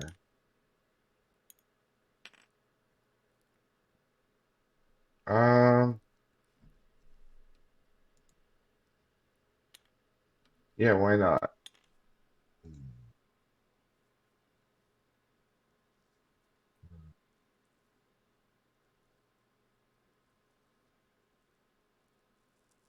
I should be able to get the 3 guys there and the boss with the lightning bolt, correct? One of those is your And ally, Abomination. and one of those is a box. Well, I should be able to get Kill the him, box. him, and him. Yes? So you're using lightning bolt, and you're gonna spell shape so you don't hit Regrill. Right. So I should be able to hit those 3 on the Wait, way you to the can boss. You can spell shape that. Yes, it's an evocation spell. I can eliminate 4 friendly targets every time I cast it All right. Nice. from being affected by Wait, it. for friendly targets? Wait. So Yeah, he 1 plus the level of the spell. he curls the lightning bolt around Regrill so it doesn't hit him, but then it will. Oh, hit. avoid, bro. I thought you specifically aim. Okay. All right. Yeah, you can hit these 3 targets. So dexterity save. Yeah. The Thrall, he rolls an 18. That's amazing. Damn. But he's got -2, so that's a 16, but that still makes the save, right? It does. All right. So he'll take half the damage, but I think he's already got some damage on him, so that might do it. Go ahead and roll the damage. Let's see what it is. You want me to- Yep. God, this lag. What the fuck? Where the heck? Hold on. I'm trying to You know, find my I've just picture. realized you may have been using sculpt spells a little wrong. Why is that? Because it says here that if you use sculpt spells, they don't automatically negate the effect. They instead, if they would have succeeded, how do I put? They take half damage, but if they succeed on the saving throw, Then they take no. then they'd take no damage. It's like uncanny dodge. Wait, really? No, Yeah. so Regrill has to roll to avoid taking damage from the lightning bolt. Oof. Otherwise, Yeah. it just takes half. Yes, but if you No, the chosen creature automatically succeeds on their saving throws against a spell, and they take no damage if they would normally take half damage on a successful save. Yeah, but so they Or half they damage. automatically make the save. They automatically make the save, and then they take no damage. Right. Okay, yeah. That works. Hang on, I've over been this for treating that it. first I'm just skipping those extra little steps and saying it doesn't affect them. So he made the deck save, and then because it would, for that lightning spell, would normally take half damage, he takes 9. Right. Did you roll damage? So 29 damage. 29. 29. No, the spell says they automatically succeed on their saving throws. So if they would take think of it this way: if you were to cast Fireball, they would cast, and then they would take half damage from it. Okay, so that's already factored in. But they also still have to roll, and if they would have rolled, No, it says they No. automatically make their saving throw, the deck save. yes, but normally an automatic dex save would still be half damage. And then if they normally take half damage on a successful save, they take no damage instead. Yes, so they still have to roll, and if he rolls, No, up they don't, because to they see- yes, already they do. automatic. No, you're not. What are they No. rolling for, Mad God? What are they rolling for? It's not. They're rolling to see whether they take no damage No, they or don't. half damage. Yes, That's they are. That's what the deck save. Okay, so if you fail the deck save, you take full damage. If you fail the first, if you cast fireball in around a group of people, okay, Yeah. around allies, okay. Now, if you were the one who cast the spell, then they make this. I'm difficult at putting it into like steps. If imagine you didn't have it, then normally they would take full damage, okay, unless they made the saving throw. They would take No. half damage. Which If you they factor in the automatically ability, save. they automatically take half, but if they succeed their saving throw, they instead take 0. Do you get where I'm at? Which they save, so now they take No, 0. they don't automatically save on the last one. Otherwise, there'd be no point in the first one. It would just be, oh, well, you don't take any damage from creatures don't take damage from your spell. There'd be no point to the entire first part of that paragraph. Some spells don't give you half damage if you make a save. Like what? I can't think of one off the top Are of my you head, thinking but of- I'm pretty sure there If you're are. thinking of condition-based spells, then the entire thing wouldn't matter anyway. The entire paragraph wouldn't matter anyway. It wouldn't apply. Whatever, DM, what do you say? Yeah, I'm just saying- looking online. The rule I haven't is found a good Rickaril ruling on has to roll. Rickaril has to roll. If he fails, he takes half damage. Wait, what are you guys discussing over here? He's trying to make Rickroll take damage. I'm following the rules. I read up on sculpt spells, thought it sounded a bit weird. And Wait, what's the spell? This is right. Wait, what's the name of the spell? It's It doesn't matter. a sorcerer thing. It's a sorcerer ability. George, we It's called lightning. evoke that 50% off. You can't revoke the 30% up. I can. I'm the owner of the restaurant. Well, you have to give me back my money. I will. Just stop talking mad shit like that, and maybe I'll rethink it. Wait, what mad shit? Don't This try. is an in character. Stop, like, taking mad shit.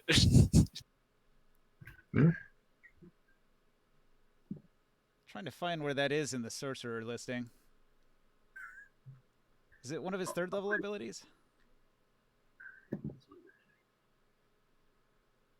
I just want to like look at the paragraph and see it myself, but I it's an can't find it. What page an is it? Oh, in the Player's skull Handbook? spells here. I'll copy and save it here. Hold on, I'll copy it into chat. Like, where the hell is it in the Player's Handbook? So You've only pasted you half. cast an evocation spell that affects other creatures that you can see. You choose a number of creatures equal to 1 plus the spell's level. It says right there, Which- normally. The chosen creature automatically succeeds on their saving throw against the spell, and they take no damage if they would normally take half damage on a successful save. So basically, The second it's save. lightning bolt, so that you don't. There are no 2 rolls. In fact, there's no roll in the first place. They It's automatically one succeed. roll, but thanks to the There ability, is no roll. if they succeed, they take no damage. No, Do you, thanks do you to see the the part right before where it says they automatically actually succeed the saving succeed. roll? It's not applying to that roll. It's not applying. There's Then no what is it roll. applying to? What the fuck? right. I'm If gonna you roll still have to I'm gonna roll it for- no damage based on the way I read it. So, moving on. Wait, how do you roll for health? You get maximum on your first hit die. So whatever your class is, like if you're a fighter, it would be 10. And then you add your con modifier to that. And then you're going to roll your hit dice for the 2nd and 3rd hit dice. So you'd roll 2d10, and you'd add your con modifier to each one. But it differs from class to class, so.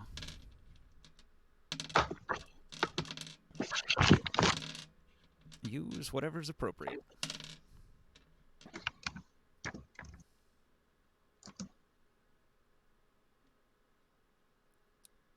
Okay, so the lightning bolt is cast. The Anchorman and the drowned crew both fail their save, and they take full damage from it. So the drowned crew's all the way up to 98 damage. The drowned Anchorman is at 33 damage, and that kills him. What so about he the dies. Squiffy gas? The Squiffy Gast made his save.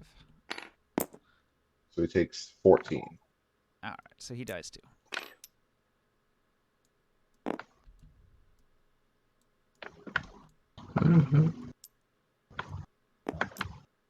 And I'm down to 1/3 level spell slot. All right. I'm good. Okay, He-Man. Alright, I'm gonna say screw it. I'll take attack of opportunities and I'm gonna swim over 60 feet and go over here and start smashing these two. Okay, so Thrall with disadvantage. Well, I guess you were prone when he did it, so he wouldn't have disadvantage. So 2 Thralls, they Well, both miss. I would get up and then start swimming. Alright, I have to swim. Well, the attack of opportunity comes when you stand up. Oh, okay, that's fine. Oh, actually, there's the third one. The third one was behind you. So He has reach? 15. Wait, where's the third one? I'm It's con- here. Oh, Oh, that that's thing a- is great. That's a crate. Never mind. The squiffy gas is like super far in the back of the ship. Or I guess second, that's the front. That's where the helm is. Not the helm, the ship figurehead thing.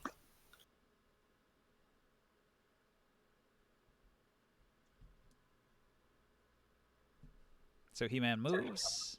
He dodges some attacks of opportunity. Do you attack? Yeah, I'm gonna do reckless attack.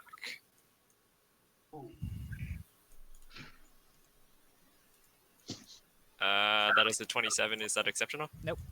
But it hits. Okay, plus a d6. That is 21 points of damage. And another 19 that hit.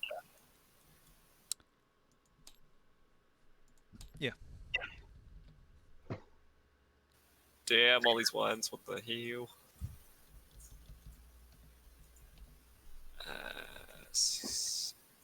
18 points of damage.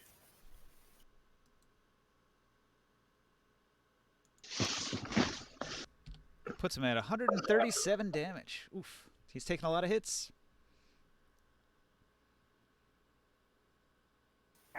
I don't think I have any bonus actions other than teleporting. All right. He-Man's tearing up the boss. Exon Hammond. I'm gonna teleport 10 feet. Oh, it's my turn? With Yep. bonus action.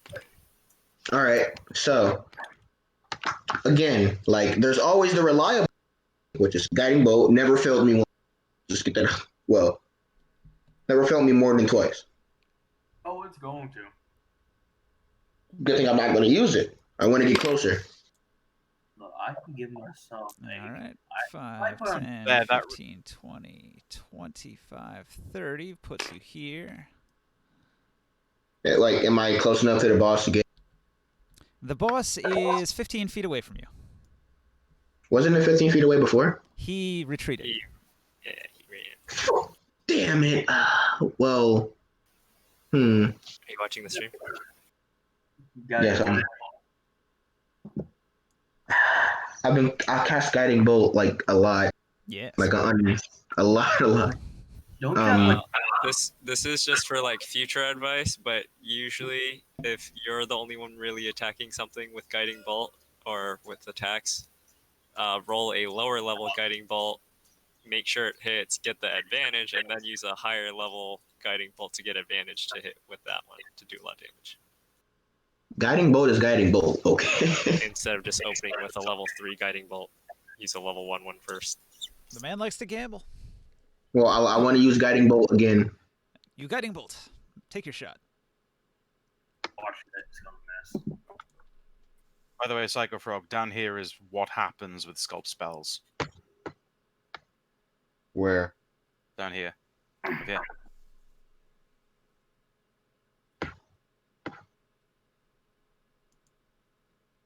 Down here. Follow the Oh, line. give me a moment. He wrote text on the map. Guiding bolt. Okay. How many guiding bolts is required enough to kill? That's the real question. A few. How it changes now? Yes, it is. Oh man, it's no longer 66. It's 5v. Don't I have advantage? Because the guiding bolt I hit with it beforehand. Yeah, I guess so. And just in case it's in that 20, I'm going to roll again.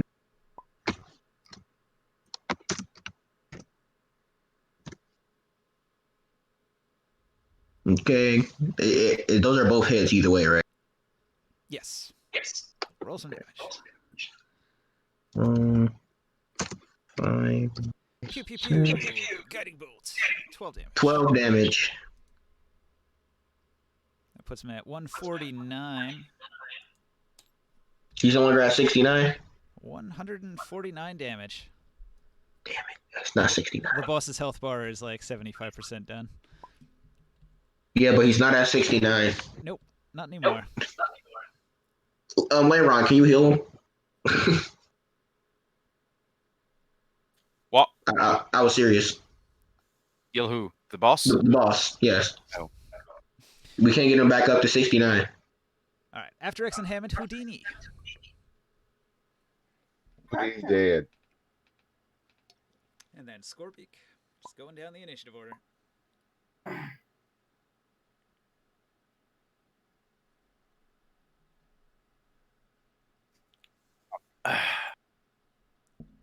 So who's Scorpic or Mad Gods?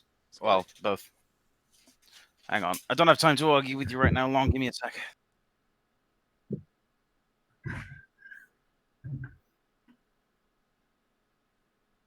No one's damaged, are they? He-Man is damaged. Oh wait, I forgot to do the healing thing and damage with my sword. The Abomination damage? I mean, I only technically do- everyone's taking the, 3 damage or something from that one thing? Nah, I don't care about I'm at 64 now. Cool, I gained 1 health.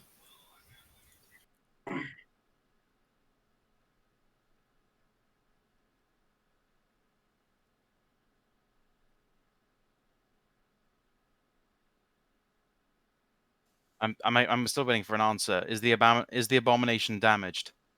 No. No. Why is everyone just waiting?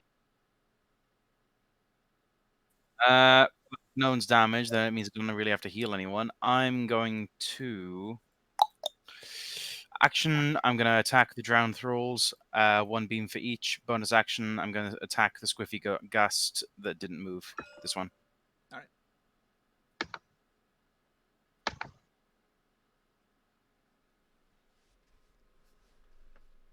I'll move my character after I've done the spell attack. Give me a sec. Okay, so the one on the left take, well, 28 for the one on the left. Damn it, 1 away. Double exceptional. Exceptional. What's double exceptional? Is that even a thing? It's not. Damn it. It just Okay, so means the you first- beat his armor class by 20. Okay, so the first one takes 20 damage, and Do you sorry, mean 23, or have you already put that No, modifier? I've already factored it in. I've factored it in. Alright. So it takes 20 damage, and the second one takes 21. Okay. Bam, bam, drowned thralls. Pieces of them going all over the place. Kapow. That one died. The second. Yay! And as a bonus action, I'm attacking the Squiffy Ghast down here. With a sword. Yes. Spiritual weapon. Slice and dice. Does a 29 hit. Oh, a natural 20. Critical hit. So, add an extra- let's see. extra damage You dice. recover 10 stress damage. Thank God. And everybody who sees that recovers 8. Why, thank you. Can they see that? I'm pretty. Whoa. Oh, never Now, it's mind, got to I'm be not. within 20 feet, so that's actually not going to affect anyone else. So, nobody else. Covered 8 stress. Actually, nobody recovers any stress because it's a spiritual weapon that got the critical hit. Yeah, but it's controlled by me. And Ninja. It's still my role. I'm still the one testing it. I'm still getting the stress relief. you guys, Ninja, but nobody else. how does dual wielding work? Say again? How does dual wielding work? Well, you can use your bonus action to attack with an offhand weapon if you attack regular. So you attack, you try to hit, and then you roll to attack as a bonus action with your offhand weapon. You don't apply your strength modifier to the offhand weapon damage, and the offhand weapon has to be like a light weapon. Actually, both weapons you're using would have to be light weapons. Yeah, both weapons... Does it have to be both? I thought only one of them had to be light. Both of them. Yeah. So Wait, do they? it's a bit conditional. Anyway, Go ahead. Wait. do Wait. I So have? if I attack one, Do I have? What's it called? You know, plus 10 over to hit. What's it called? Exceptional. Exceptional. With the sword, what was the attack? 20? 29. 29? Yeah, it's exceptional. Great. Takes 18 damage, and I'd like that card rolled, please. Yes. Lovely.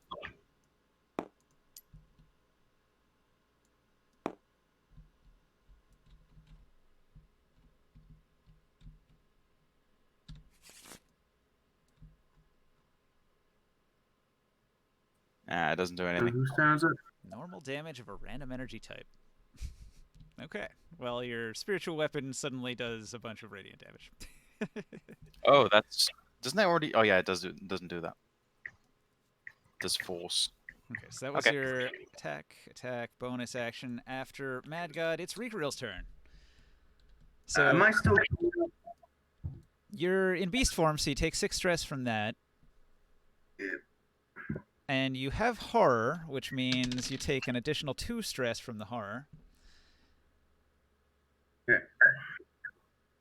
26. And what is it? Strength. Get out.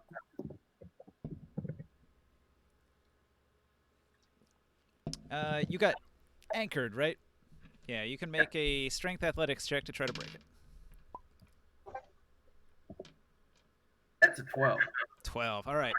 You're wrapped up in the chains, the anchor chains wrap around you like a boa constrictor and hold you tight. You're still immobilized.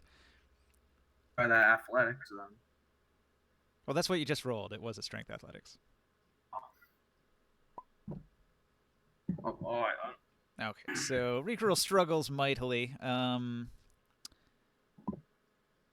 going to use a reaction. The drowned crew uses a reaction to summon a new anchor. He summons it right here. So a new anchor man rises next to Exon Hammond over here. And then, hey, look, it's the anchor man's turn. He, actually,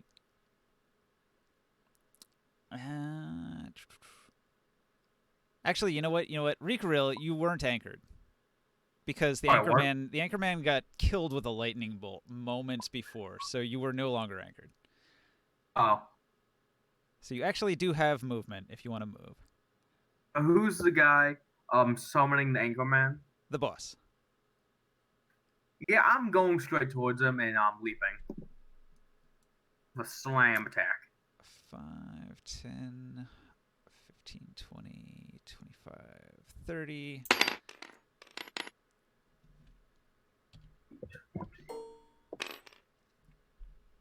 One move will get you here. You're still about 20 feet from the boss. Do you want to... I'm doing the slam attack, which should get me up to that and hit him. That's a nat 20. Well then. Slam is like a dash charge, so yeah. You would move here then. Okay, that's a nat 20 on hitting. Critical hit. Bam.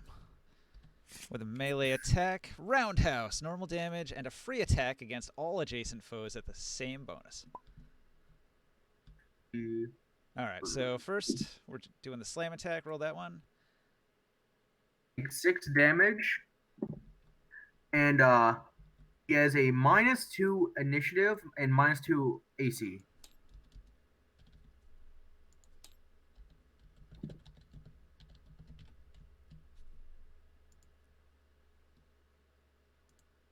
That should help out a bit.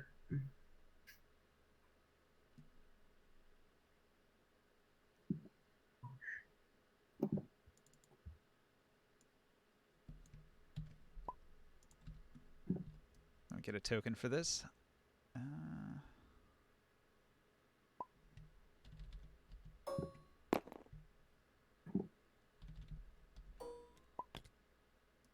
And that's for 4 turns.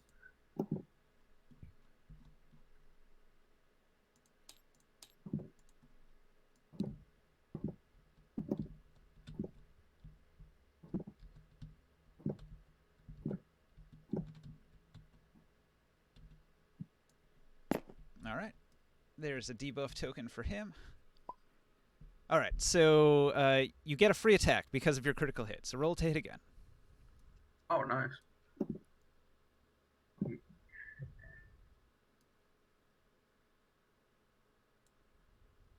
That's 19 on unarmed, and that's a free plus. How much XP is that? Whatever your strength modifier is. So that's a plus. So that's 5 damage. All right. You put him at 160 total damage. And his initiative is dropped, and his armor class is dropped. So let me fix that on here.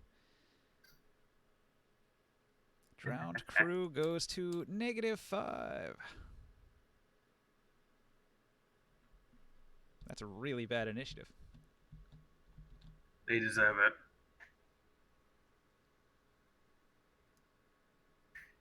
What the drowned crew do to you? They just died. Okay, so then after you got your turn, then the new anchorman would go. The new anchorman's going to try to anchor.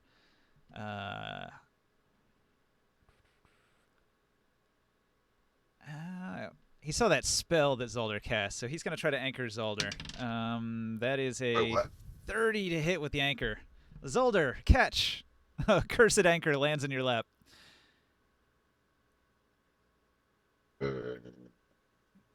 Shit.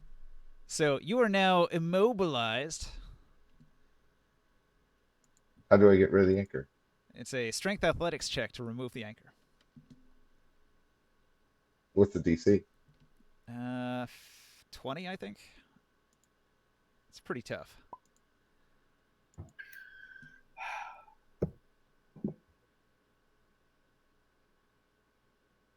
So that inflicts horror on you, and that's going to give you stress damage. You take 7 stress damage while you're immobilized with the anchor. Every turn, you'll take 7 stress damage. Well, not every turn. It'll be a d12 every turn, but this turn it's 7. All right, and I have -3 to stress since there's no enemies within 20 feet of me. Okay, that drops it to 4 then. So you can't Yeah, this do guy's you can't do an 25. action, you can't do a reaction. You're Wait, unable to move. I'm incapacitated or I'm unable to move. Hang on. It says immobilized.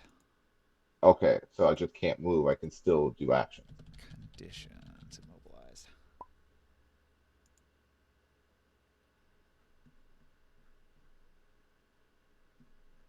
Yeah, it's not even in the listing. Yeah, it's just movement. So 0 movement. Okay. Do I have to spend my whole action to get rid of it? It is your action to strength athletics to remove it. Yeah.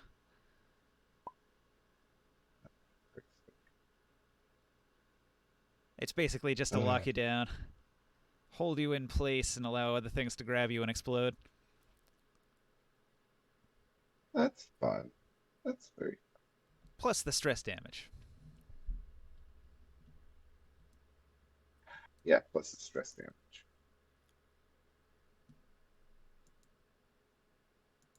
How much would you say it weighs? Like 100 pounds. Okay. All right. Then the Squiffy Ghast is going to go. Let's see.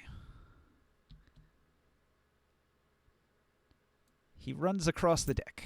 Let's see. 5, 10, 15, 20, 25, 30.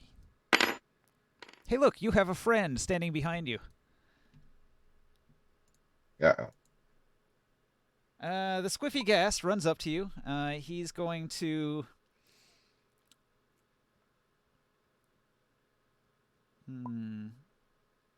He's going to dance around you, mocking you. He does a maddening shanty. It's a spell attack. DC 17 Wisdom save, Zelder. Okay. Let's see, that's at +6. Wisdom save. Fail. Yeah. No, that didn't work. All right, what happens is his maddening dance causes you 4 stress damage. Okay. Which I now take all of.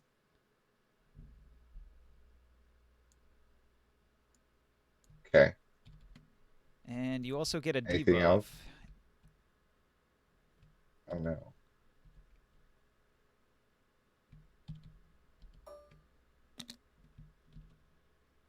Let me adjust this here.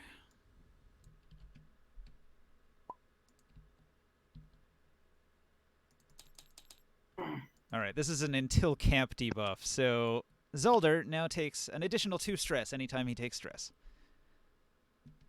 Thanks to the Okay. maddening shanty that the Squiffy Ghast casts upon you. He's also going to cast a cantrip Vicious Mockery on you. That's a DC 15 Wisdom save also. He can cast 2 spells a turn? Yeah, he's doing a regular spell and then he does a cantrip. So he's doing a 2-spell thing. Oh, I didn't realize one of them was a bonus action. Yep, one of them was a bonus action. Yeah. That one I make. All right, so you make that one. That does nothing then.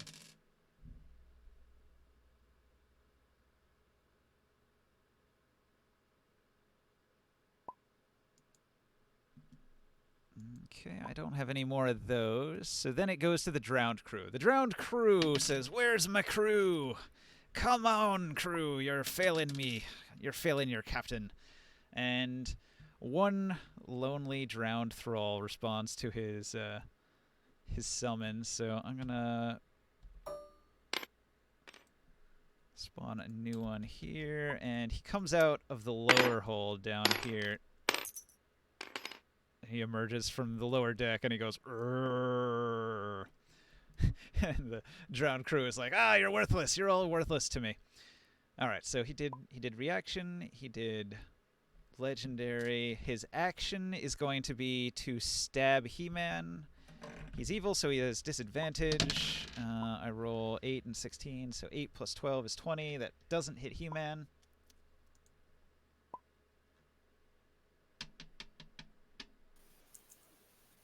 What happens when I get hit by this? He missed. Okay. But the second action that he has is Mutiny. He-Man, DC 19 Wisdom save. Oh, wait, you're immune. He can't target you with that. Haha, it fizzles. He does not know. He tried it and it failed, and he's going to grumble. That's the second time that's failed. He really shouldn't keep trying to do that to you, apparently. All right, so... I was just talking about He-Man getting mute. I mean, the first time I just like resisted it with my mind. Now I got special spells warding. The first time I was just talking about getting mutinied, and the second I bought it just go, yeah, He-Man. DC 19 was. All right, the drowned thrall climbs up the side of the ship and uses a dash to get over here to Zalder, and then he does nothing. So after the thrall, I'm going to roll the new initiative. Bam. Psychofrog, you are first. So, Zolder, you are anchored, which means you're immobilized. You can't move, but that's not necessarily going to mess with you. Well, I can't move normally. I still have the Traveler's Stone. Are you going to activate it? I can still I'm teleporting out of melee combat, yes. Okay. When you activate the effect, the stone does nothing. It fizzles. The cursed anchor is also a Wait, what? dimensional anchor. It prevents any kind of teleportation. Pilot Watcher is mounted, He-Man. What happened? Okay. Well then. But it does still use up your bonus action. You tried to activate it, but it did nothing. Yeah.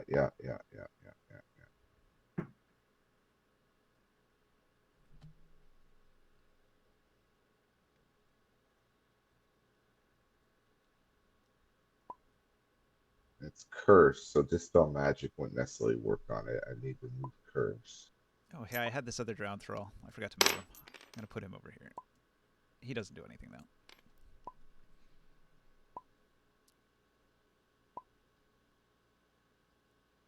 They're not Jason, so I couldn't both hit him with the spell.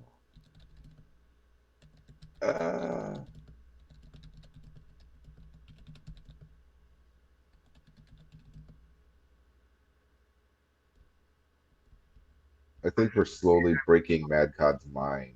That's fine.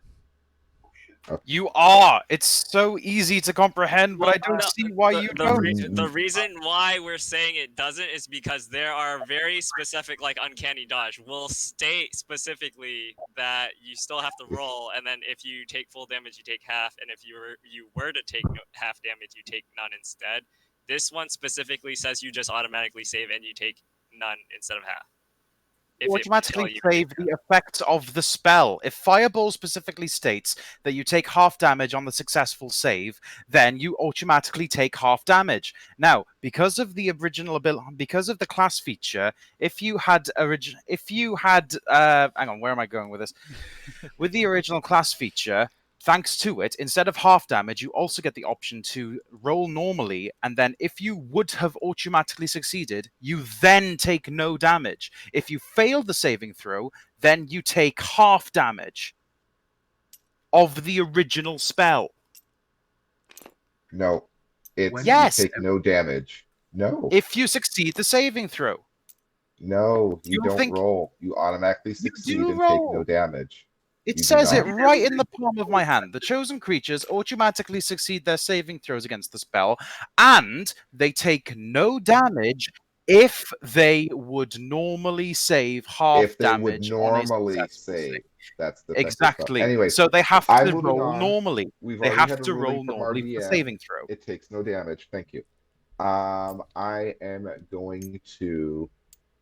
Well, I'm going to try to toss the bloody anchor onto this Squiffy Gas because I need to GTFO. All right, so you're going to make a strength check to try to break free. Yeah, I'm going to make a strength check. Strength try to make athletics, break DC through. 20. The cursed chains wrapped around you are very difficult to move. I get +5. Yeah, you are a very strong wizard, so this isn't your worst save. Oh. Yeah, it is. Oh. The chains won't I budge. sit there and yell, just try to lift this anchor off me and say, nope, help, and move on. Yeah, your wizard needs help, I have guys. no actions left. He-Man. I'm going to continue to smash the drowned crew people with. What was it? I'm going to reckless attack him twice if he's still alive after the first. That is a nat 20, 28 to hit. That's exceptional, right? Yes. Knockback, double damage, and target is pushed a d6 squares directly away.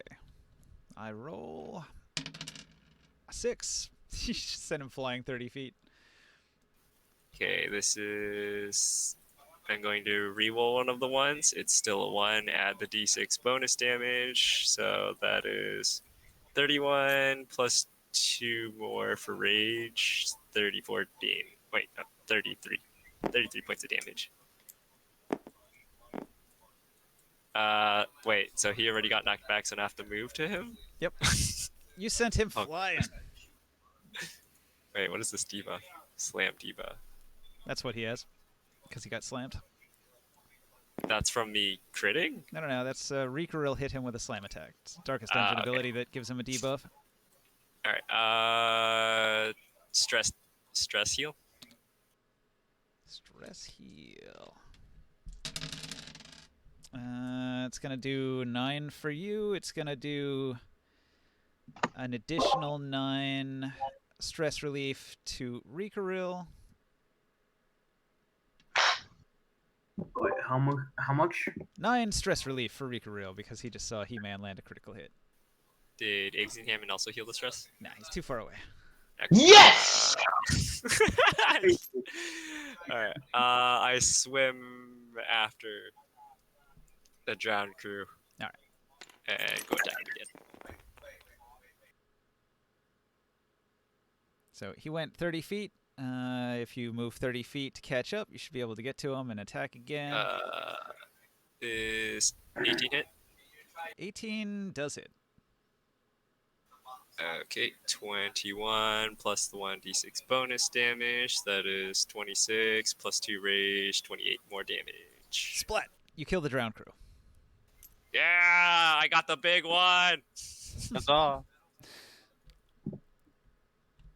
So now I can Guys, delete. And I use another 30 movement speed just to get on back on the top of the deck. As I Guys, I got some scream bad news. triumphantly. Another 30? From what? My swim speed is 60 with the Cloak of the Manta Ray. Oh, fuck yeah. You are Is it? fast. Yeah, that's what it says. Cloak of the Manta Ray says 60 swim speed, and you can breathe. I forgot. Nah, I had 60 feet of movement this whole time. You are only moving 30. I was only moving 30. Whoops. I feel like such a peasant. I worked hard for this damn cloak, and it turns out I've been misusing it the whole time. Oops. I Sad even did that later like on the here. first turn when I got onto the boat. I was like, I moved 60 feet and I also solo, so that I means I had my didn't- actions. Pay attention. This is why I have the rings. I barely pay attention. Anyways, let's see. Can I do anything else? I have a bonus action. I teleport on to the other side of this drawn thrall to give advantage to the abomination and Exenhammond if they attack it. Mad go. Wait, what's happening? Sleep heal. The boss just got killed. He-Man finished it off with a good solid hit. I didn't even get in melee. No. There's several other enemies on the field still. I had like 3 big melee hits I never used. I heal 2 points of damage. You need to be faster. You need one of those teleport stones everybody else has. I have literally a glaive. I have I'm the only my person with the focus teleport. vengeance abilities. I have inflict wounds. I have so much stuff. That's not true. I have my Zolder also bought one. Oh, he did? Ah, cool. I'm going to go. You gotta go? Yeah, Yeah. it is I midnight. cast Buster. Yeah. See ya. See you, dude. So, yeah. Hey. Oh, he left. Yeah. Do you want to call it quits too, Psycho? I know you probably have work in the morning. I do have work in the morning. 'Cause we If it's okay to call it for night. yeah, we could save it here. That way nobody misses anything. Aw. Well, there's Literally just. so even though you defeated the boss, this is like a big map. There's a bunch of stuff to explore, a bunch of loot to find. So this'll probably take up all of next week, just finishing the map and collecting treasure and stuff. So we will. Wait, what does the boss drop? The boss drops some interesting stuff. He's got. Yeah, I would like to see what. Just for knowledge's sake. He's So I got can a think trinket about it all called the week. Cruise Bell, but I haven't made it yet, so I'll make it for next week. The cruise bill. The Cruise like it. Bell gives you plus 10 move resist and plus 4 healing received. That's all he dropped. That's what his unique trinket item is, but he's got other treasure that he drops as well. But Wait. So like, was those spells items he had, or was he? That was the Darkest Dungeon trinket item. yeah, when you defeat a Darkest Dungeon boss, like a major one, they always drop a unique trinket. And so that's the unique trinket that he had on him. The other Wait, but treasure, all those. the other treasure's scattered around and has to be collected. It's like all these. Wait, so that's like when he drank the cup and like cast mutant. Good night, guys. I Trinket. gotta go. See ya, Psycho. All right, see. Wait, was that him or the trinket when he cast on this? He had a bunch of abilities, like Mutiny was just a spell attack he had. Oh, so if I were to like, let's say his back to the hideout, correct? It's like just take his body. Well, like you're still in combat, you're still underwater. There's enemies all around you and stuff. So we're not gonna like Loot things. not gonna cut and run immediately. There's quite a bit more adventure to go on down here. True, but like let's say like if it's kind It's What's cutting. that you cut out? It's cutting your audio out almost every time. Like the end of your sentence just disappears into the void. would I be able to take his body and experiment on it to learn the spell? Well, the problem is he's a ghost, so he doesn't leave a body. God fucking damn it. It's a haunted shipwreck. So these are all ghosts. They don't really like they turn into ectoplasm and just melt. Well, can I eat the ectoplasm? Sure, you could eat the ectoplasm. It probably would taste like worm Go, snot. Danny Phantom. Wait, but I'm not going to eat the ectoplasm because I'm of what it will do. Yeah, it probably wouldn't do anything. It's just goo. What is ectoplasm even supposed to be? Like, It's supposed to be just a slime that comes from like the what's that plane of existence? I want to say transparent, but that's not it. transparent. The transparent dimension. Ethereal? That's the word. The ethereal plane. Yeah, it's like goo from the ethereal plane. Should I multi-class in the sorcerer? Maybe. Mad God did. Yeah, but I devoted the full way, baby. Hmm. I've overridden the save. We have saved. We are saved. Damn it. We're never saved. Literally just about to do my attack. Boo. Boo. I don't know where booing over, but I'm gonna agree anyway. All right. Did you If make a note anybody's- saying that it If Very anybody's nice. still looking at my Twitch stream, show and tell. Yeah. I want to show off. My Judge Dredd gun.